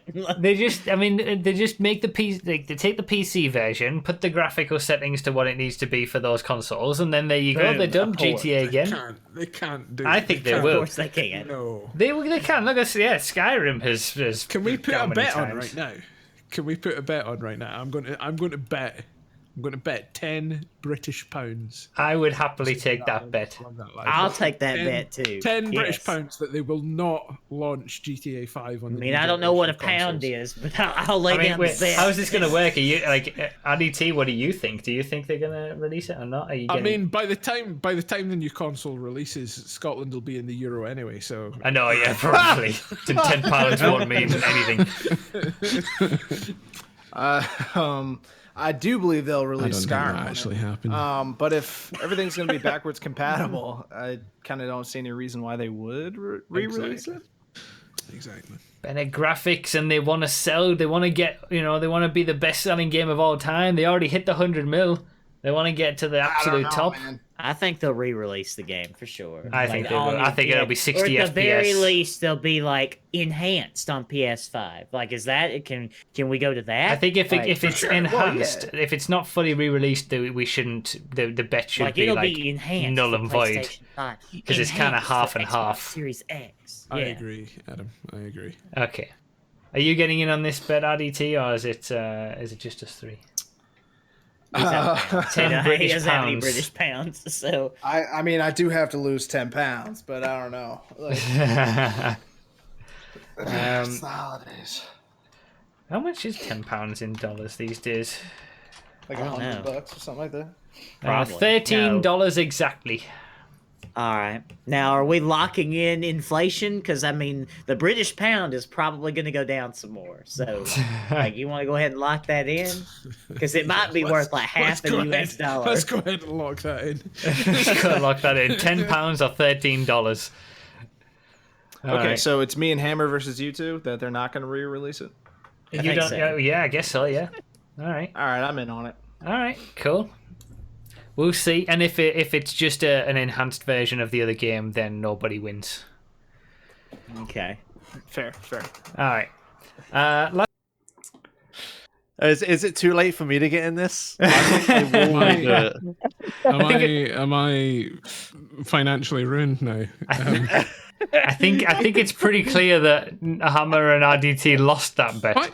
Bro, couldn't keep my big mouth Nostradamus, shut bro. in Not this only second. did I Why call would I enhanced, even I make called that the, bet? the inflation of the pound. Yeah, you called it. Like, I don't know why anyone ever doubts me, because I can read. I've consistently read Rockstar like a book for the last 10 years, and is Nos even insider calling trading, it as dude. well. Our enhanced edition. It was absolutely perfect. Why would I even make that bet? I think this is fabricated with AI. to be honest. Yeah, honestly, this is Chat GPT, dude. Like, That was the Yeah, Christmas 100%, special 100%. 2019. It was released on 24th of December 2019. Ages. I don't know how. At the down. time, I couldn't believe you two didn't think that it would be re-released again on PS5 and Series X. I don't know why I said that. We were so Why convinced would I about even it. say that? It's so obvious. I know. I can only argue that I was maybe playing devil's advocate and trying to make it even. Yeah, but maybe. I mean that. Yeah, that's insane. Or So- are you trying to get out of it because I was the one that made the bet? No, I gotta. Got you. I gotta. So you owe Nos $13 and Hammer owes me £10. All right. Well, I bought you a Korean barbecue dinner, so I think that covers Yeah, it. we're doesn't help Nos though. I'll Venmo Nos $13. Yeah. All right, thanks, bro. Thanks. 2019, so 2 years ago. I know, right? That's what it feels like. Yeah, over 4.5 years ago, pretty much. God, let's not discuss this any further about the years. All right, come on, guys. GTA 5 on PS6. Anybody? Just saying. I wouldn't put it past them. Like anniversary edition GTA 5 PS6. Okay, but No, come on. No. They're going to include a copy of GTA 5 single player with GTA 6. Oh, he's done it. He's Yeah, done it. there you go. there it is. There it is. Well done. Experience the classic single player experience that defined a generation. With Grand Define Theft Auto 3 5. generations. So good. It's so accurate. Yes, Yeah. that is exactly what's going to happen. All right, 50 quid. Come on. 50 quid. With the inflation, you know. What the hell is a quid? Yeah, what you did, mate? You called the inflation as well. Like, what's the buying power of like £10 back in 2019, or the other way around? Inflation calculator. Like, didn't you had COVID and Brexit, right? Yeah, like Brexit it's gone 2019. £10 in Hammer was in Wuhan. He knew it was coming. 2019. Look how innocent you all are. Like, oh, God. So £10 in 2019 now costs £12.38. Wow, that's Pretty substantial. That's a 20% increase, Yeah. right? Mm-hmm. Quick In math. 5 years, 4 years.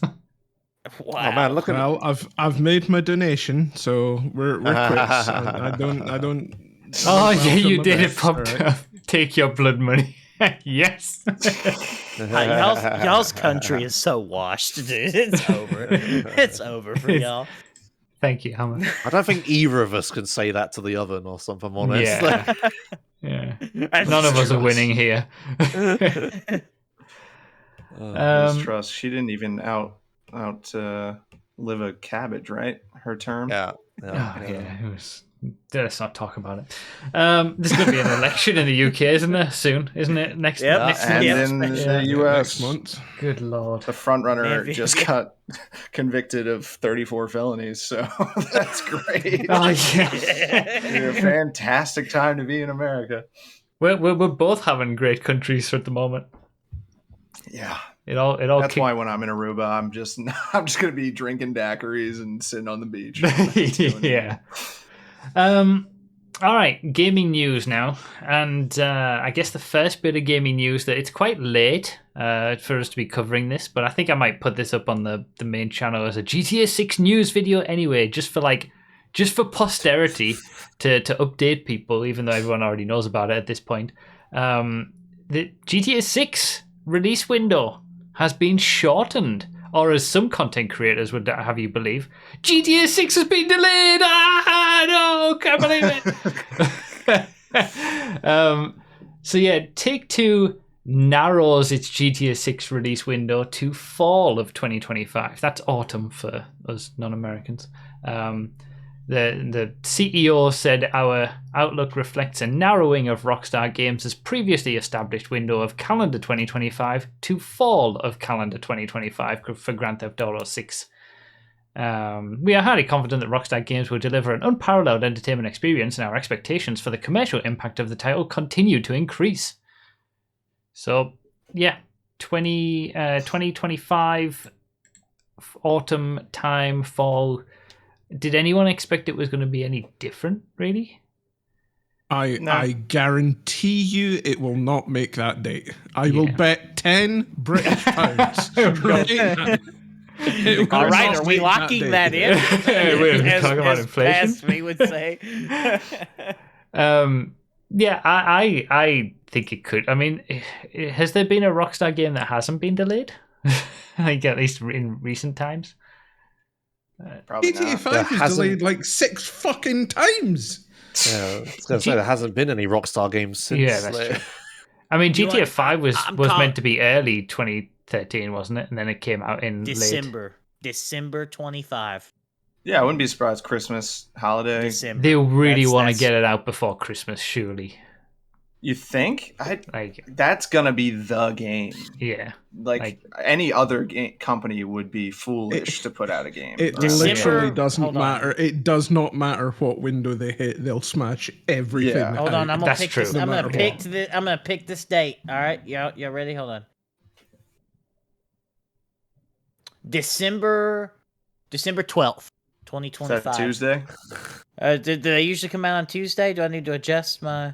Well, GTA DLCs come out on Tuesday, but you know the game is full releases are normally Friday. Right? Yeah, December 12th. Red Dead 2 came out on a Thursday, I think. Okay, I mean I wouldn't mind December 12th because then I can relax on December 10th for my birthday, and then all the chaos will start. Well, I'm manifesting that for you. December 11th or 12th, I think. Okay, so you think it'll get a small delay from fall into winter, but early winter before the year is out. Okay. Correct. Yes. Right. Yes. I think they'll stick to 25. Because if you push it, it's going to be 2026 March. You think? You think it's going to be all the way back? Yeah. Interesting. I mean, they did. I mean, the delay for GTA 5 went from March to September, didn't it? So you know, you could say it could get a 6 month delay, for example, but. It's going to be so, like, I don't know, I feel like they wouldn't say at this stage, oh yeah, we're narrowing it to fall 2025, or they wouldn't say 2025 in general. If there was, because it's unprecedented. It's not like any other game that just gets a delay. It's going to be so... It doesn't really matter if it's March, though, because that's still within the financial year. That's true. Stay in your lane's actually right. December 12th would still be fall, technically. So I thought December is the start of winter. No, the 22nd is the winter solstice. I think it's the 22nd or the 21st. So I thought the seasons went through the months. Like it was. I know that there's whole winter solstice and summer solstice and all this kind of stuff. But I see why you were a maths major now. Math, December, January, February is winter. March, April, May is spring. Yeah, I was going to say there's maybe a cultural divide thing happening here. Like, yeah, maybe Americans love their. I think this is a divide between correct and incorrect. Actually, I think there's specific dates that the seasons change every year. There are different definitions of seasons. You are both right. Okay, well, all right. Who says that? I'll accept that. DeRogen. Who said that? They're wrong. Yeah, no. No. Okay, so yeah, fall 2025. I'm surprised that there was so much of a crazy. Right. Sorry, hang on. Astronomical winter is what RDT is describing. Meteorological winter is what Broughy is describing. Meteorological for the astronomical. Astronomical is like based on like stars and stuff. Well, I'm a Taurus, so when does winter start for me? Hey, listeners of the podcast, you just learned something new with the Choking Hazard podcast. Yeah, meteorological is like weather based, like winter. Yeah, like when it's cold and stuff, right? There you go. So that's why you were talking about winter solstice, and that's like astrological stuff. Yeah, there you go. Sorry, continue. Yeah. I was just interested. Get schooled. All right. So if it's unseasonably warm in February, I'm like, oh, it's spring. February's still winter. Oh my god! According to your calendars. But yeah, so one thing that really shocked me is there was so many people talking about how it's delayed, how this announcement is that GTA 6 is delayed to fall 2026. I saw it 2025. Sorry, I saw it so much on Twitter, on YouTube, and it's just like that is what GTA 6 is going to do to us, isn't it? It's just going to be clickbait, overhyped, just bullshit all the time up until the release of it, and probably into the release of it, where just the game is going to ruin that aspect of everything for us in terms of content and social media and all that kind of stuff. And I'm kind of happy that it got a bit of pushback from people whenever anyone would say, "Oh yeah, delayed," and then there was always a lot of comments of people going, "It hasn't been delayed. All they said was 2025." Well, when they said 2025, I thought that meant January 1st, 2025. I didn't expect anything other than like late 2025, to be honest. I don't know about you guys, but I never expected anything early 2025. No, I thought fall. Fully expecting 2027. And you're You're preparing for the worst. But there you go. So far it'll be end of 2025, but who knows? Maybe we'll have another video saying, "Oh yeah, now it has actually been delayed to 2026." Yeah. Episode 100 will be like, well, we're not getting GTA 6 for another 3 years. Yeah. All right. Well, if you thought that lack of news was a lack of news, have you heard about the PC version news that happened? No. PC version of GTA 6? Of GTA 6, yeah. No. So, this is from videogameschronicle.com, all right? What? It's from what? That sounds fake. Rockstar owner Take-Two has discussed a decision not to announce Grand Theft Auto 6 for PC. During an interview at a TD Cohen conference this week, Take-Two CEO Strauss Zelnick, I'm probably not saying that correctly, was asked whether the lack of a PC announcement was set in stone or if the game could be confirmed for the platform at a later date. Okay, get ready for this quote, okay? Brace yourselves. Well, yes, perfect. Well, the lack of an announcement, this is what the guy said. Well, the lack of an announcement is not something that could be set in stone as near as I could tell, because the only thing that happens after the lack of an announcement is an announcement, I suppose, or a continuing lack of an announcement. I guess that could happen too. It doesn't seem to me that either would be set in stone. Fucking hell. That was the answer to whether GTA 6 is going to come out on PC or not. Man, bro, just say no comment. Politicians and CEOs are just cut say from no the comment. same cloth. What the hell? Those are just words. There's no meaning to any of that. We don't announce it. All we could do after reasonably is announce it. So obviously we're going to announce it. Like, what the fuck are you saying, bro? Like, yeah, you're right. No comment is. No comment. This. Oh my god. I thought it's obviously going to come out for PC. Like, obviously. was I wrong in saying that they'd already announced that they were like PC to come at a later date or something? I thought they'd already put text on screen or something about like. Oh, I don't know, but like, of course they're going to do that. They want the double. Or like aiming for PC in 2026, or maybe it was just like someone who'd said that to a news source or something like that. But maybe they haven't officially announced it yet. Do you know if GTA 6 is going to come out for PC? All I know is that I know nothing. I mean, it's gonna come out for PC, but I wouldn't bank on it coming out soon.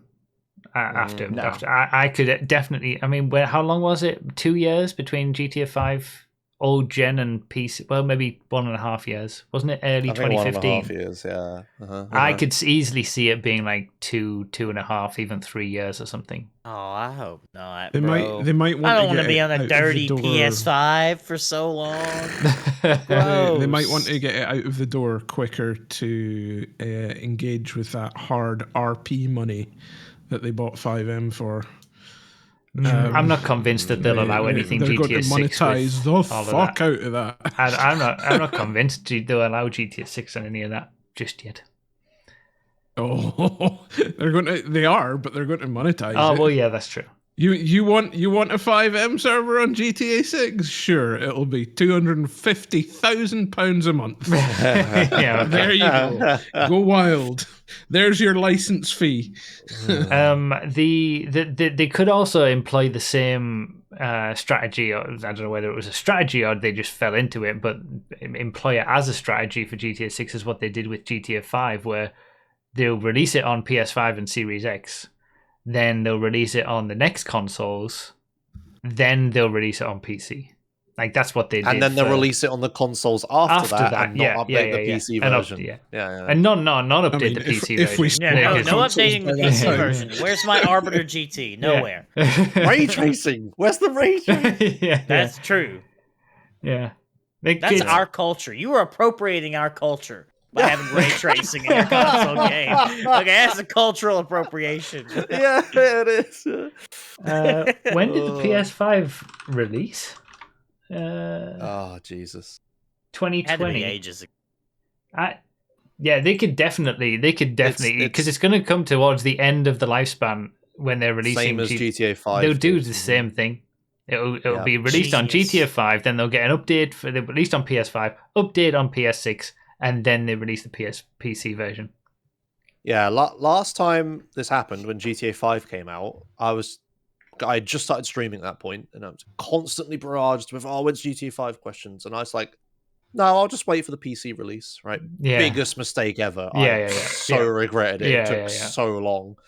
And by the time I got to it, it was all like, oh, GTA Online is like totally different. It's not the same anymore. It's not as good as it used to be. And it only ever got worse. Yeah. And you're too late I by missed then. out. Yeah. Yeah, this time I have a plan. I'm going to buy a sodden PS5 or PS5 Slim or whatever one it is at that point, and I'm gonna use it just for that. I'm gonna borrow my mother's PlayStation 5. She never used this. So. But yeah, I've got a plan. I'm gonna do a Rockstar / DMA design video game marathon speedrun thing leading up until the day of release, and then on the day of release I'm going to do cutscene % speedruns. Okay. I've got a similar thing quickly. I've got in mind. I think I'm gonna an idea. Don't steal it. Nobody can steal this idea.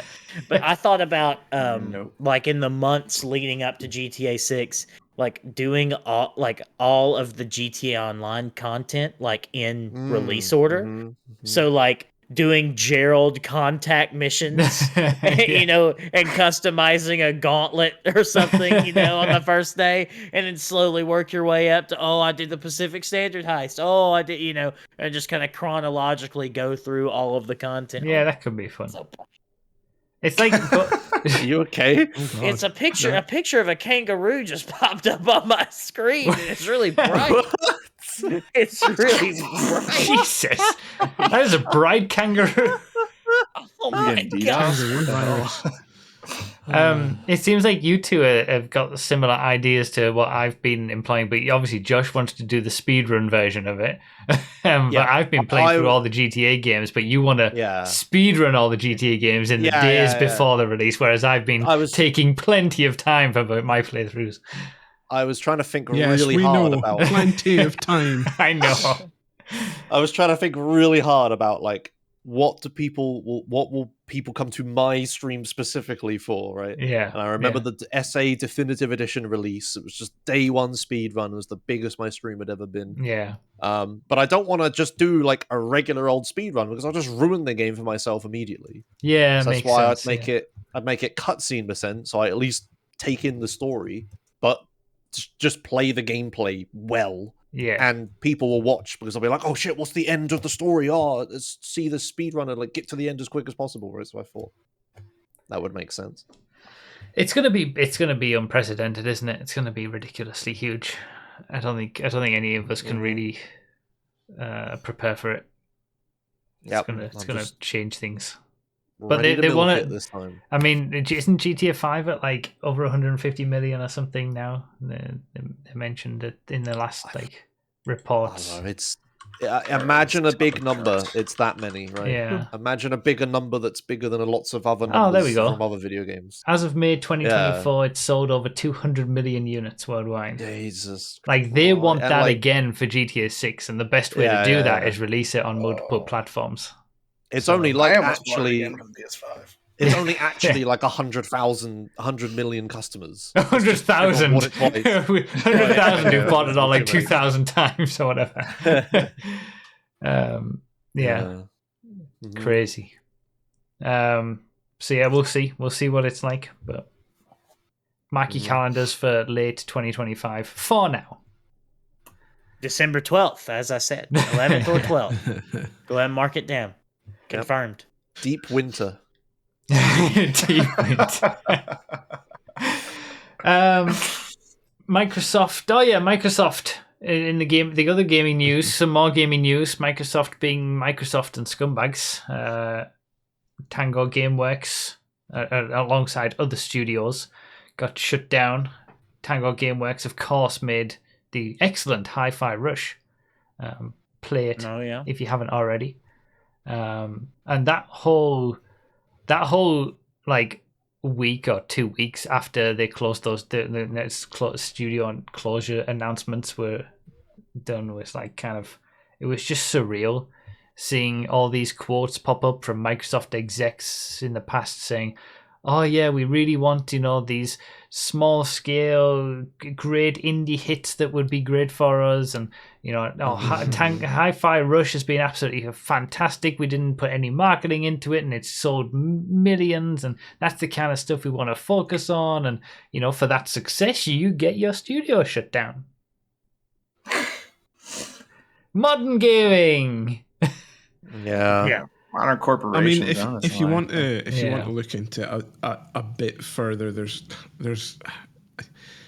a possibility that it was closed because their studio leader, the person that came up with Hi-Fi Rush as a concept, he left to start another studio. So Microsoft maybe thought that the studio didn't have the legs to stand without him, which is a bit unfair on the people that actually put the hard work in to build the game. It's still an awful decision in my opinion. But yeah, Hi-Fi Rush, it's on Game Pass. I think everyone try it if you haven't already. It's a great game. But it's a shame. Like, that's modern gaming, modern life. You do good things and you say bye bye. What's the point in trying? We're not trying to make art here, okay, Adam? We're trying to make money. He just Adam'd me. You're not serious. I felt weird when he said it. I was like, whoa. Yeah. Yep. Pretty crap situation. What do we think of the Paper Mario 1000-Year Door remake on Switch? Haven't No, played it. damn it, RDT! I was trying to lead into the thing you wanted to talk about before you had to leave. Sorry. Don't start another topic. Speaking of Mario. Wow, the quickest segue ever. Well, I mean... tell me about this, Josh. What, me? Oh, okay, all right. Are we officially? Are we going into Speedrun Corner now? Like, are we just? Because 2 hours is like my cap. RDT's got to leave in 10 minutes. I had one other gaming thing to talk about. Yeah. This is speedrunning adjacent sort of gaming news. Okay, we'll leave it in gaming news. We'll just blur the lines a little bit then. That's fine. Yeah. It's not really a speedrun kind of. When did you ask me about this, RDT? I thought it was you knew about Discord. Yeah, no, because Jerry, who we heard from earlier, he texted me. He was like, about Beyblades. He texted me. He was like, someone beat Mario 64 without ever hitting the A button, and I was like, how is that even possible? And I feel like the person that would know most about it, since it is somewhat speedrunning adjacent, would be you. Yeah, so you have no idea how deep this rabbit hole goes. He's only got 10 minutes.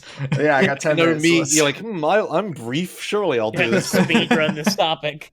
Yeah, basically, there's like a whole sub-community of like speedrun adjacent people like using tassing tools, if you know what that is, like tool-assisted speedruns. Oh, people yeah. Like playing like frame perfectly, like designing inputs and stuff. What's chat? Help me out. Panenkoek or something like that on YouTube. There's like a guy who blew up massively over like the Mario A button challenge. It's called. But yeah, communities of people have been trying to find ways to like remove A buttons from like every single star in Super Mario 64. So like, if you don't know what the A button does, guys, it jumps and does a lot of other stuff. And it's basically trying to beat a 3D platformer without jumping. It's like pretty nuts. I'll have to find the pan and away. It's famous in the speedrunning scene, maybe not general. SM64A button, if I just say that. Yeah, Bismuth made a pretty good the complete history of the A button challenge from a year ago. That is 5.5 hours long. Holy shit! Really want to know about this? We really don't have any idea how deep it goes then. yeah. There's like insane stuff. There's like there's the classic meme of parallel universes. You have to learn about parallel universes to be able to understand how this strategy to not press A to pick up this star is. I'm not joking. Well, there was, before you keep going, wasn't one of the speedrun records caused because of some sort of solar flare that flipped a 1 and a 0? Yeah. That's insane. I listened to a podcast that referenced that the other day. Actually, in recent thinking, people think it might not actually have been a solar flare. It might have been something else. But that's a whole other 5.5 hour long video topic. That's another YouTube video essay for another time. Yeah. Are you okay, Hammer?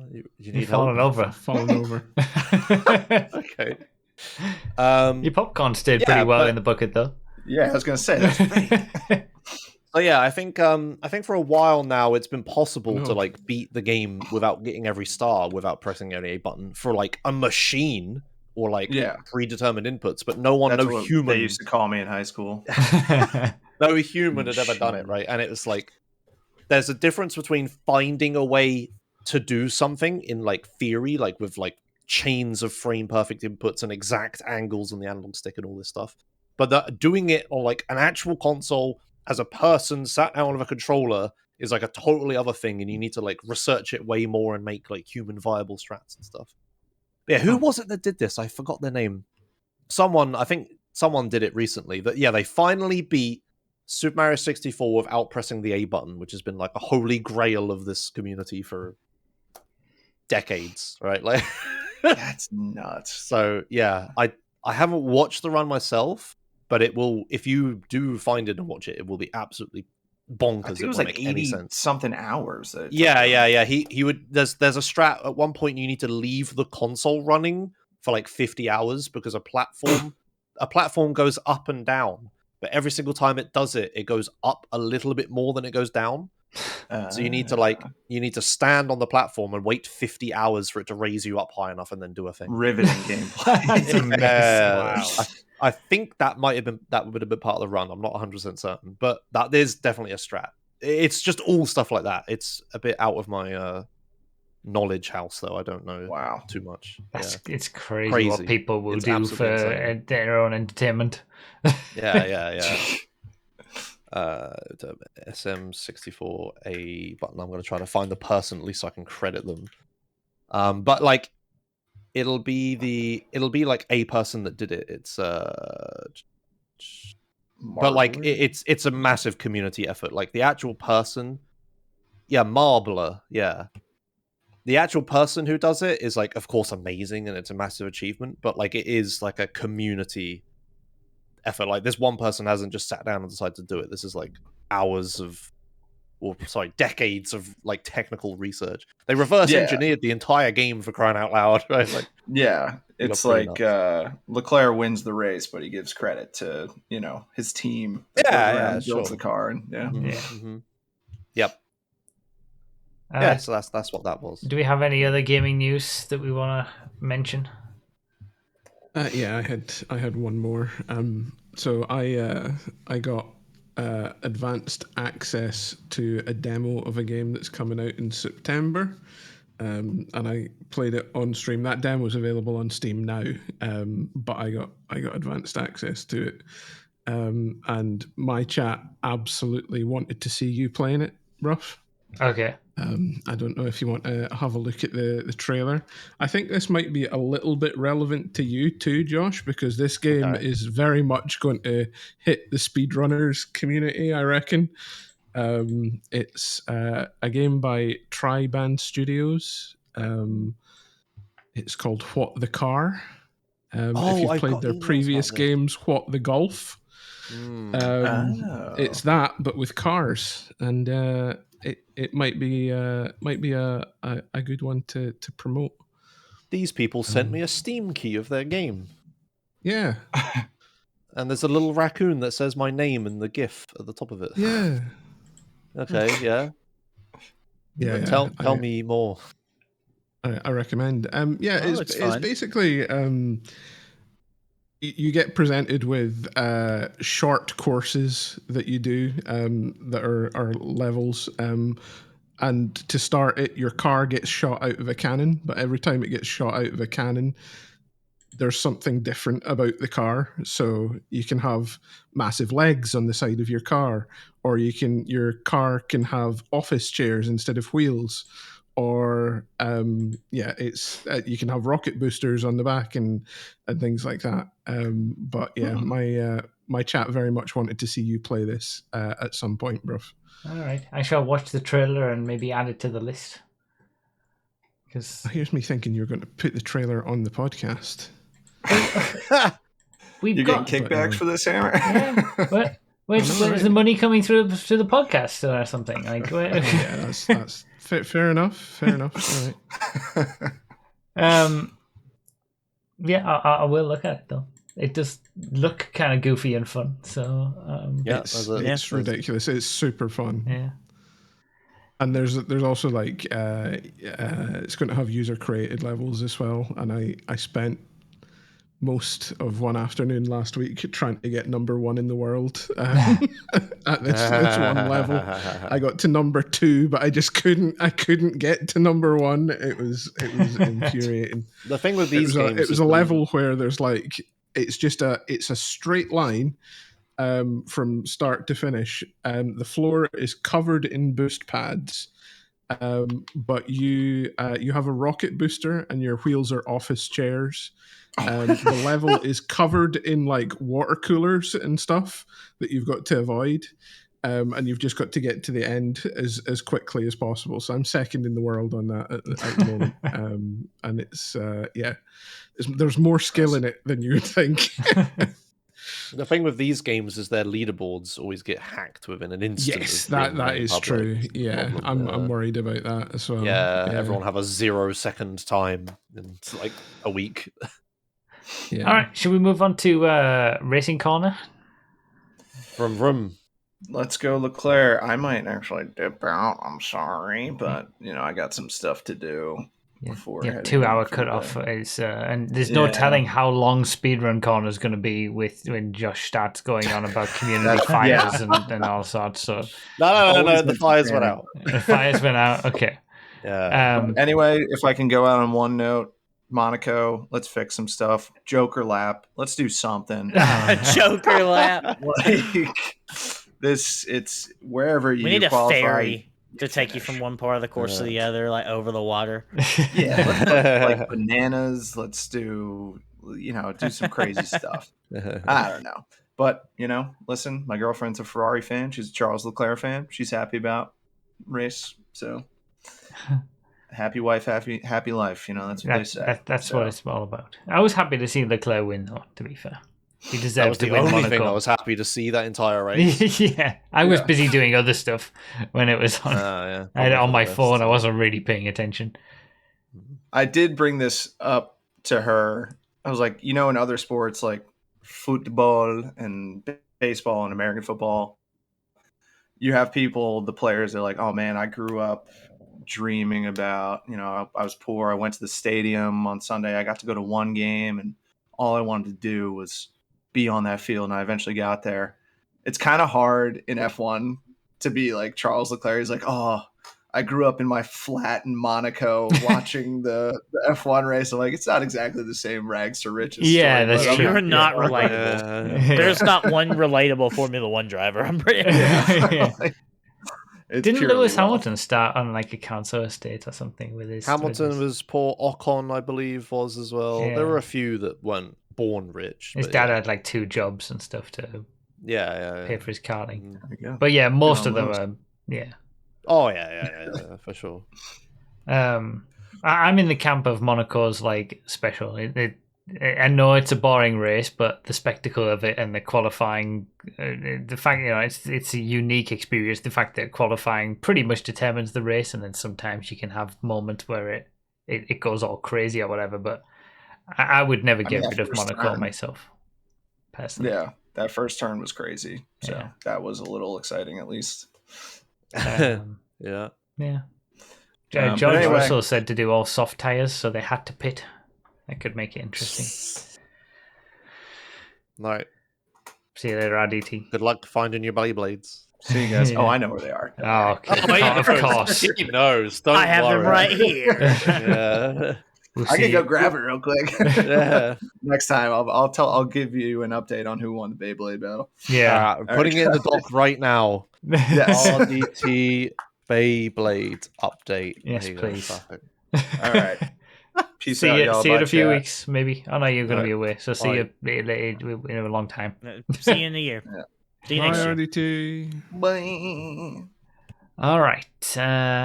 So speaking of racing, how about Miami? Miami was a really fun race. I enjoyed Miami a lot. Because why not? Why? Well, because our boy Lando Norris won, right? He did. Wasn't that Miami? Yeah, that was great. Yeah, that was so fun, and he was so happy, and everyone was so happy. It was great. It was nice to see. I feel like Verstappen wins. He's just I won again. I mean, y'all all saw this coming. But Lando Norris is like crowd surfing on his crew and dropping the F-bomb on live coverage because he's so happy and excited. Yeah, that just filled me with joy. It was the best Formula One race I've seen in a long, long time. So, and then the beginning of the Miami race, where like whoever it was just like cut across like 4 lanes of traffic and almost destroyed the entire field. That was pretty cool too. Oh, Perez! Yeah, Perez almost hit Verstappen right at the start. Oh, and then they were arguing the whole time over the radio about whether they should be penalized. Like one of them should be penalized. And then like I think didn't he do something to like cut him off or something to like get revenge for that or I don't remember. Oh man, it was ages ago. 2 races ago. I don't remember that now. But anyway, that was less. Yeah. Yeah. What I wrote in the document is Verstappen washed? ? He's lost 2 races in a row, which when I have to word it like he lost them. It's really bad. Yeah, right. They're his to win. His to lose. Yeah. So he lost the last race because he hit a pole in Miami, and then didn't, and then the safety car didn't go his way. And then Monaco, he just messed up qualifying. Wasn't that fast, right? So supposedly I saw that he was talking about it, how the Red Bull has always had this problem. Well, on bumpy tracks, it's not very good on bumpy circuits. But do you know what other track is bumpy, guys? The next one, Canada, Montreal. It's pretty bumpy. But the problem with that is most of them are pretty smooth. Yeah, definitely. So, I don't think we're going to have a championship fight or anything, but at least it's nice that maybe we'll get some other victories. But the amount of people saying there's going to be a championship fight is like the copium is so I know high. Like it's like no, it's not going to happen. But they were saying that he was imagine F1 being exciting. No, come on, 2021 happened. Come on. I don't want to think about 2021. It was exciting for all the wrong reasons. The stewarding in that year was horrific. There were only good reasons to be excited ever. Come on. But yeah, he was saying because in the past they've always had this problem with the new cars, but they had such a margin over everybody that even on their bad weekends they would still win. Whereas now it's getting closer. So if Red Bull have a bad weekend or the track doesn't suit their car, they're actually being found out now, which is good. That's how it should be. But really, it should be a lot closer in general across all of them. The drivers' championship probably isn't going to be close, but the constructors is. It might be, yeah. Right behind Red Bull, just because Perez keeps like dropping the ball so hard. Yeah, he was. Did he not have a big crash in Monaco? Yeah, he did. Yeah, massive. It was because he qualified down the order. Yeah, he qualified really badly, and then arguably caused a massive crash. That crash in Monaco, I was praying that Magnussen was going to get penalty points. So he had a race ban. Because then he'd get a race ban. And Perez isn't that far off getting a race ban himself either. So right. if he had also got penalty points, would have been amazing. But yeah, no, it didn't happen. I think it was 50-50 between them. To be honest. The stewards didn't even investigate it. There was no we'll investigate this after. There was no, we don't need to investigate it. They didn't say anything about it. It's just like, But yeah, I mean, it's like lap 1 on cars that are at the back in Monaco. Like, what are you gonna? You're gonna have to just like, okay, Perez crashed. Like, what? He was gonna be like 18th anyway. Like, it didn't matter. Right? Like, that's true. Adrian Newey is leaving Red Bull. I don't think we've talked about that either. Yeah. Ever since he announced it, Red Bull have been losing the last 2 races. The Adrian Newey effect. Yeah. Second, he said, "I'm out at the end of the season." Right? They've done nothing but lose. I think he'll go to the Ferrari. Probably because he announced it and they're like, right, you're not coming to any more meetings. You're not allowed to take any of this stuff with you. Ferrari, you think? Yeah. Because, I mean, there's been multiple occasions. I listened to a few of the F1 podcasts over the years, and there was one with Adrian Newey where he was talking about Ferrari is one of the places where he would have liked to have. There's 2 things Ferrari he would have liked to go for, and he also said during the same podcast, I think, that he wishes he could have worked with Lewis Hamilton. So, perfect. Like, I wonder, you know how Hamilton always seems to choose the right places to go. Maybe he already knew about potential, and that's how Fred Vasseur got Lewis Hamilton to the Ferrari, saying, "Oh yeah, we're probably, we might get Adrian Newey. He's probably going to leave Red Bull." And there's so many #bless. There's so many moving parts with that I wouldn't put it past it happening like that. But it makes be sense. interesting it's to the see. Only, it's either Ferrari or retirement, I think. There's no point in going anywhere else, I guess. It's just like a Ferrari is becoming like the retirement home for everybody. It's like, before I leave F1, I gotta go to Ferrari. It's the dream, right? And everyone's just going to Ferrari before they peace out. They're just trying to get their Ferrari passports. About those? Ferrari passports. If you drive for Ferrari at any point, you get a thing called a Ferrari passport, which means you can pretty much rock up to any Ferrari dealership and just take whatever stock you want. Oh, really? And also go to any Ferrari race and demand to drive the car and full access anywhere you want. It's basically carte blanche for any Ferrari event. You can just rock up and just do whatever you want. I've never heard of that. Huh? Damn. That's cool. Yeah. But yeah, I mean, I was going to say something. No, keep going. I forgot. Well, I was going to move into Speedrun Corner. If you want. Oh, okay, sure, yeah. Just get this all wrapped up in the next 50 minutes, ideally. Yeah. So there was going to be a big topic for Speedrun Corner if we did this podcast last week. As I said at the time, there's a community is completely on fire at the moment. I'll explain the backstory, but there is no fire anymore. Everything's resolved. Hey, look at that! It all worked out when everyone stopped shouting at each other on Twitter. Funny. It's funny how that works. But yeah, Ludwig, if you know who that is, like a big. Oh, I saw your meme you posted. Open the gate a little. yeah. That was in response to the drama, right? So Ludwig on his Twitter posted at some point something along the lines of, "Hey, I've always wanted to host a speedrunning event. Who should be involved?" right? And then the entire speedrunning community posts an eyes emoji in the comments underneath, right? Like, including me. I was just like, hey, I've organized events and I've done lots of speedruns and stuff. Yeah, so the entire speedrun community was talking about this, like, oh, hey, it's a big name coming and, like, you know, propping up the community and doing other stuff, whatever. Well, a few weeks pass till last week, and then Ludwig posts a announcement video for a speedrunning event.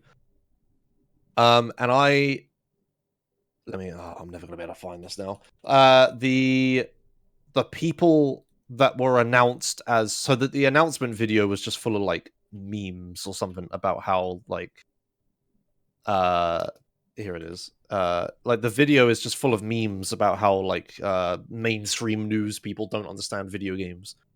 And like it was the news story about Tetris being beaten or whatever. The lady's just like, I'd tell my son to go outside. Beating Tetris is not an achievement. Or I remember that. It's just full of it's silly it's a memes video like that. It's full just like, of okay, that. whatever. Okay. Yeah, but then in the middle of it, they announce the people at this event. Okay, so Ludwig's going to be there. Obviously, it's his event, right? Moist Critical, who is another big streamer, but they host speedrun bounties and stuff. You know, that's their speedrun bounties for their like dumb jank games they find in the sewers of Steam are great. Yeah, so he's hosting a speedrun bounty thing during the event, which is cool. Grand Pooh Bear, who is a massive streamer now, but was originally a Mario speedrunner. And then a bunch of people, I don't know because I'm not super into this, but Visuals, I'm not sure who that is. Stans, Point Crow, Alpharad. Basically, it's just a bunch of streamers. It's just a bunch of Ludwig's streamer friends that are all like at this speedrun event, right? And then there are like the usual 5 speedrunners that are like super popular that run all the Mario games. Like you got all the Super Mario 64 runners and the Zelda like retro. It's just retro Nintendo speedruns, which is like the only speedruns anyone cares about. And then Virtual, who makes sense, I guess. Virtual Trackmania guy isn't quite a speedrunner, but I think it's speedrun adjacent enough to be like, you know, if Virtual submitted to like a GDQ or an ESA, which he has done in the past, that gets in, right? That's it's close enough, right? Yeah, Trackmania and all that kind of stuff. So looking at it, when I looked at this list, I was just like, oh yeah, Virtual's cool, and you know, Linkus and ZFG and the other Nintendo speedrunners, they're cool. Why the fuck is everyone else there? This isn't a speedrunning event. This is just another streamer thing.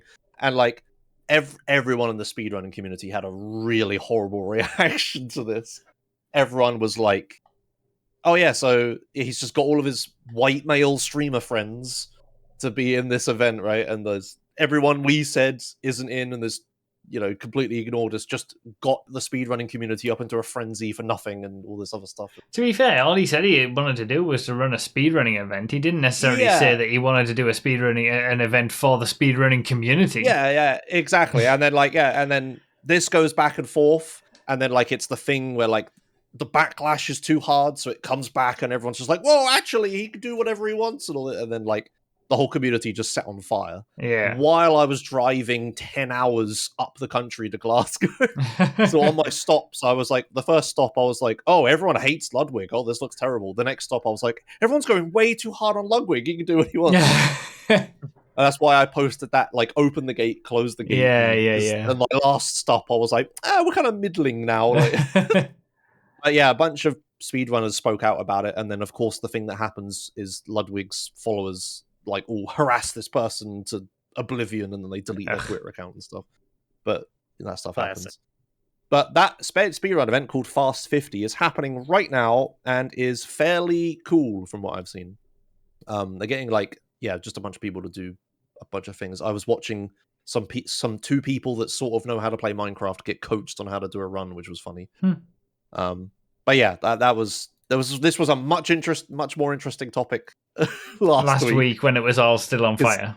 Yeah, because I would have asked you like what counts as a speedrunner. Like, is Virtual a speedrunner? Like, as I said in chat earlier, like I was having arguments on Twitter with people just like Virtual's a speedrunner, and I'm just like, not really? But like, he's cool. He should be there. Like, I had to be like, it's fine, but he's not a speedrunner. Yeah, hot lapping tracks but you got to like... go fast. Yeah, exactly. It's like can't go fast, right? speedrunning. And he has a green timer on the screen, right? Which is like the light split timer. Yeah. But like, yeah, it doesn't really matter. Like, what people realized was happening was what I was also doing was gatekeeping speedrunning, which is kind of bad. So I'm just like, yeah, whatever, let them do whatever. Yeah, who cares? Yeah. Let people go as fast as they want. Yeah. Oh yeah. Oh my god, I should have talked about that bloody squirrels. Right. Yeah, so I hear you went way overestimate with your speedrun last week. Yeah, so what I drove up to Glasgow for was a speedrunning event, obviously. And my run went like 25 minutes overestimate because the fire alarm went off. Oh gosh. In the hotel. Nice. Yeah, so I'm just like doing my run, going right up to the end of it, and then I hear this noise. I take my headset off like this, and I'm like, "Is that the fire alarm?" And then someone comes in the room like, "Everybody out! Come on, let's go!" We just leave the stream, and it was like an actual fire as well. Like the hotel. It wasn't like a fire drill or something. It was an No, actual. no, it was like actually on fire. Only a little bit. A fire truck turned up and stuff, but yeah, it was fine. Good thing you weren't on PB pace then. I was on PB pace. Oh, you were? Oh, really? my god, of course you were. No. Oh, typical. Yeah. I was like, okay, what can you do, right? It's like, oh no, can you just leave me here while the fire's blazing? I'm set for a PB. This is fine. This is fine. It's like you have that moment where I'm just like, I could just stay, and I realized like I'm doing that thing where people die trying to get their bags, or whatever. Yeah, I'm just I'm actually just gonna walk away. Like, okay, fine. Would pausing the game not stop the clock? The way speedrunning works in modern times, it's all real time attack. So it's like real life time starts. You can't pause. Okay. Yeah, because that opens up a massive can of worms where like something's about to happen. You pause the game and you spend 20 minutes and think about it, and then unpause the game, and then right. And like that makes sense. Yeah, and really long runs. Like, can you sleep in the middle of a 12-hour run? Is that unfair advantage? Yeah. No, that makes sense. Yeah, and there would absolutely be some games where it would end up being quicker to like pause it and unpause it really fast, and like multiple times in certain areas to make it cheese it. Yeah. The alternative to real-time attack is in-game timer, which is exactly that situation where if you like pause and unpause, the game moves forwards, or like you get things where like you have a choice between running across the map to a place really quickly or closing the game, reopening the game, and then loading your save, and it'll teleport you there. And like turning the console off and on again and loading the save is slower in real time than running all the way over there. But in game, the game's not running. You teleport instantly, right? You get a bunch of really weird situations like that. But yeah, we've settled on real time for like 10 years. But yeah, the only other thing I want to talk about is that GTA Marathon has started, which is relevant to you guys' interests. It's like a week of GTA and other Rockstar game speedruns for like a whole week, all sorts of categories, where everything from 5 and online to there might be GTA 1 in it. I don't know. I don't remember the schedule. I saw that because I did my playthrough of GTA Advance. I say playthrough. It was like an exploratory playthrough of like an hour maximum because I didn't really want to play through the whole of it. And it was looked up Red Dead 2. This is relevant to my interests. Oh yeah, there you go. That's an 80% run.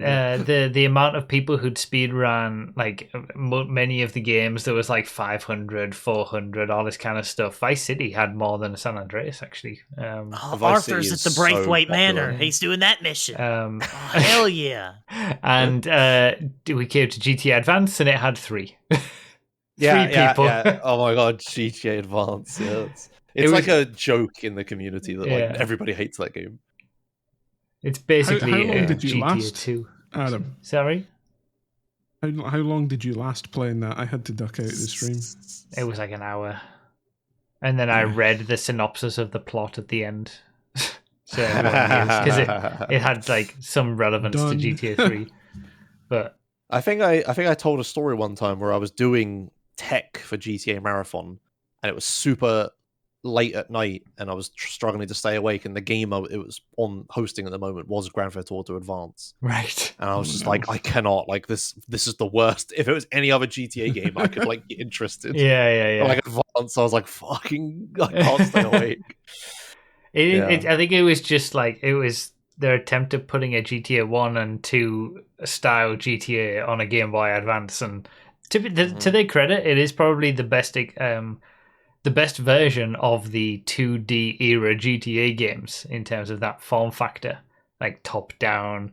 You know, there are lots of little improvements that they made to that version that they learned from doing GTA's 1 and 2. But at that point, GTA, I mean, it came out on the same day as GTA San Andreas. So there's no need for it at that point. They should have just left it alone. Unnecessary. But yeah, GTA Marathon. Everyone check it out. Yep. Yeah, it's technically started with the pre-show today. So that's why we're doing Red Dead 2, like, 13-hour run.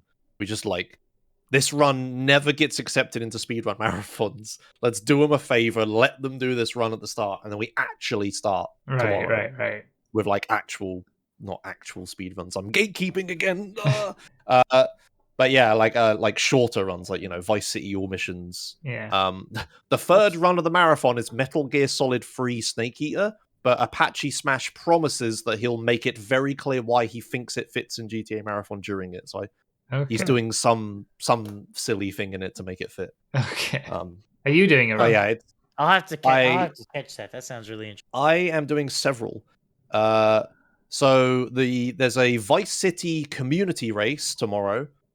So if any of you guys don't have too much to do tomorrow, you can join a little Vice City race where everybody's allowed in. You get like a tutorial, a route and everything, and you're just told to go, and we all race at the same time, and everyone gets to be on the stream and stuff. I was supposed to be hosting that, but then things happened, so I was just like, I'm not sure if I'm going to be here. So Ben's doing that now, but that's tomorrow night. I'm doing what am I doing? I'm doing Grand Theft Auto Titan Andreas, the hard mode mod for San Andreas. That's on Thursday at midday UK time. What are you doing? Los Santos % or no? Badlands and San Fierro. Actually. Oh, cool! The newer ones, yeah. Then later that same day, I'm doing a DWOM race with a few other people. Design your own mission race. I'm not sure how that's going to go. And then, oh god, it's all packed. And then the very next day at 12 again, I'm doing San Andreas No Major Glitches on real PS2, which is fun and orange, very orange. Oh yeah, it is a more orange, isn't it, on the PS2 version? Yeah. And I'm commentating Red Dead Redemption Undead Nightmare probably. There's a lot. Yeah. Fun week. Everyone check out GTA Marathon, I guess. I mean, when this goes up on YouTube, it will be happening. It's all happening all next week, right? So next time this week, as those who are watching on YouTube are watching it. Mm-hmm. I want a job commentating Red Dead Redemption any % when y'all run that job for it, or an unpaid internship. I'll commentate it with you. Because I mean, there are the selection of people who understand that game's mechanics are very small. It's very small. I could say that you're a developer and drag you into the Discord call right now if you want. No, I'm good on that one. Thank you. All right, I guess that'll do us then for this podcast. We've gone 2.5 hours on this one. We had a lot to talk about, to be fair, but we'll see what happens for. Well, we've done this on the 1st of June, so we've actually technically missed May's podcast, but this was May's podcast, so we'll see what happens for June's podcast. But yeah, thank you all for watching. Of course. Do you want to say goodbye, guys? Goodbye, guys. Thanks for listening, everybody. Bye-bye.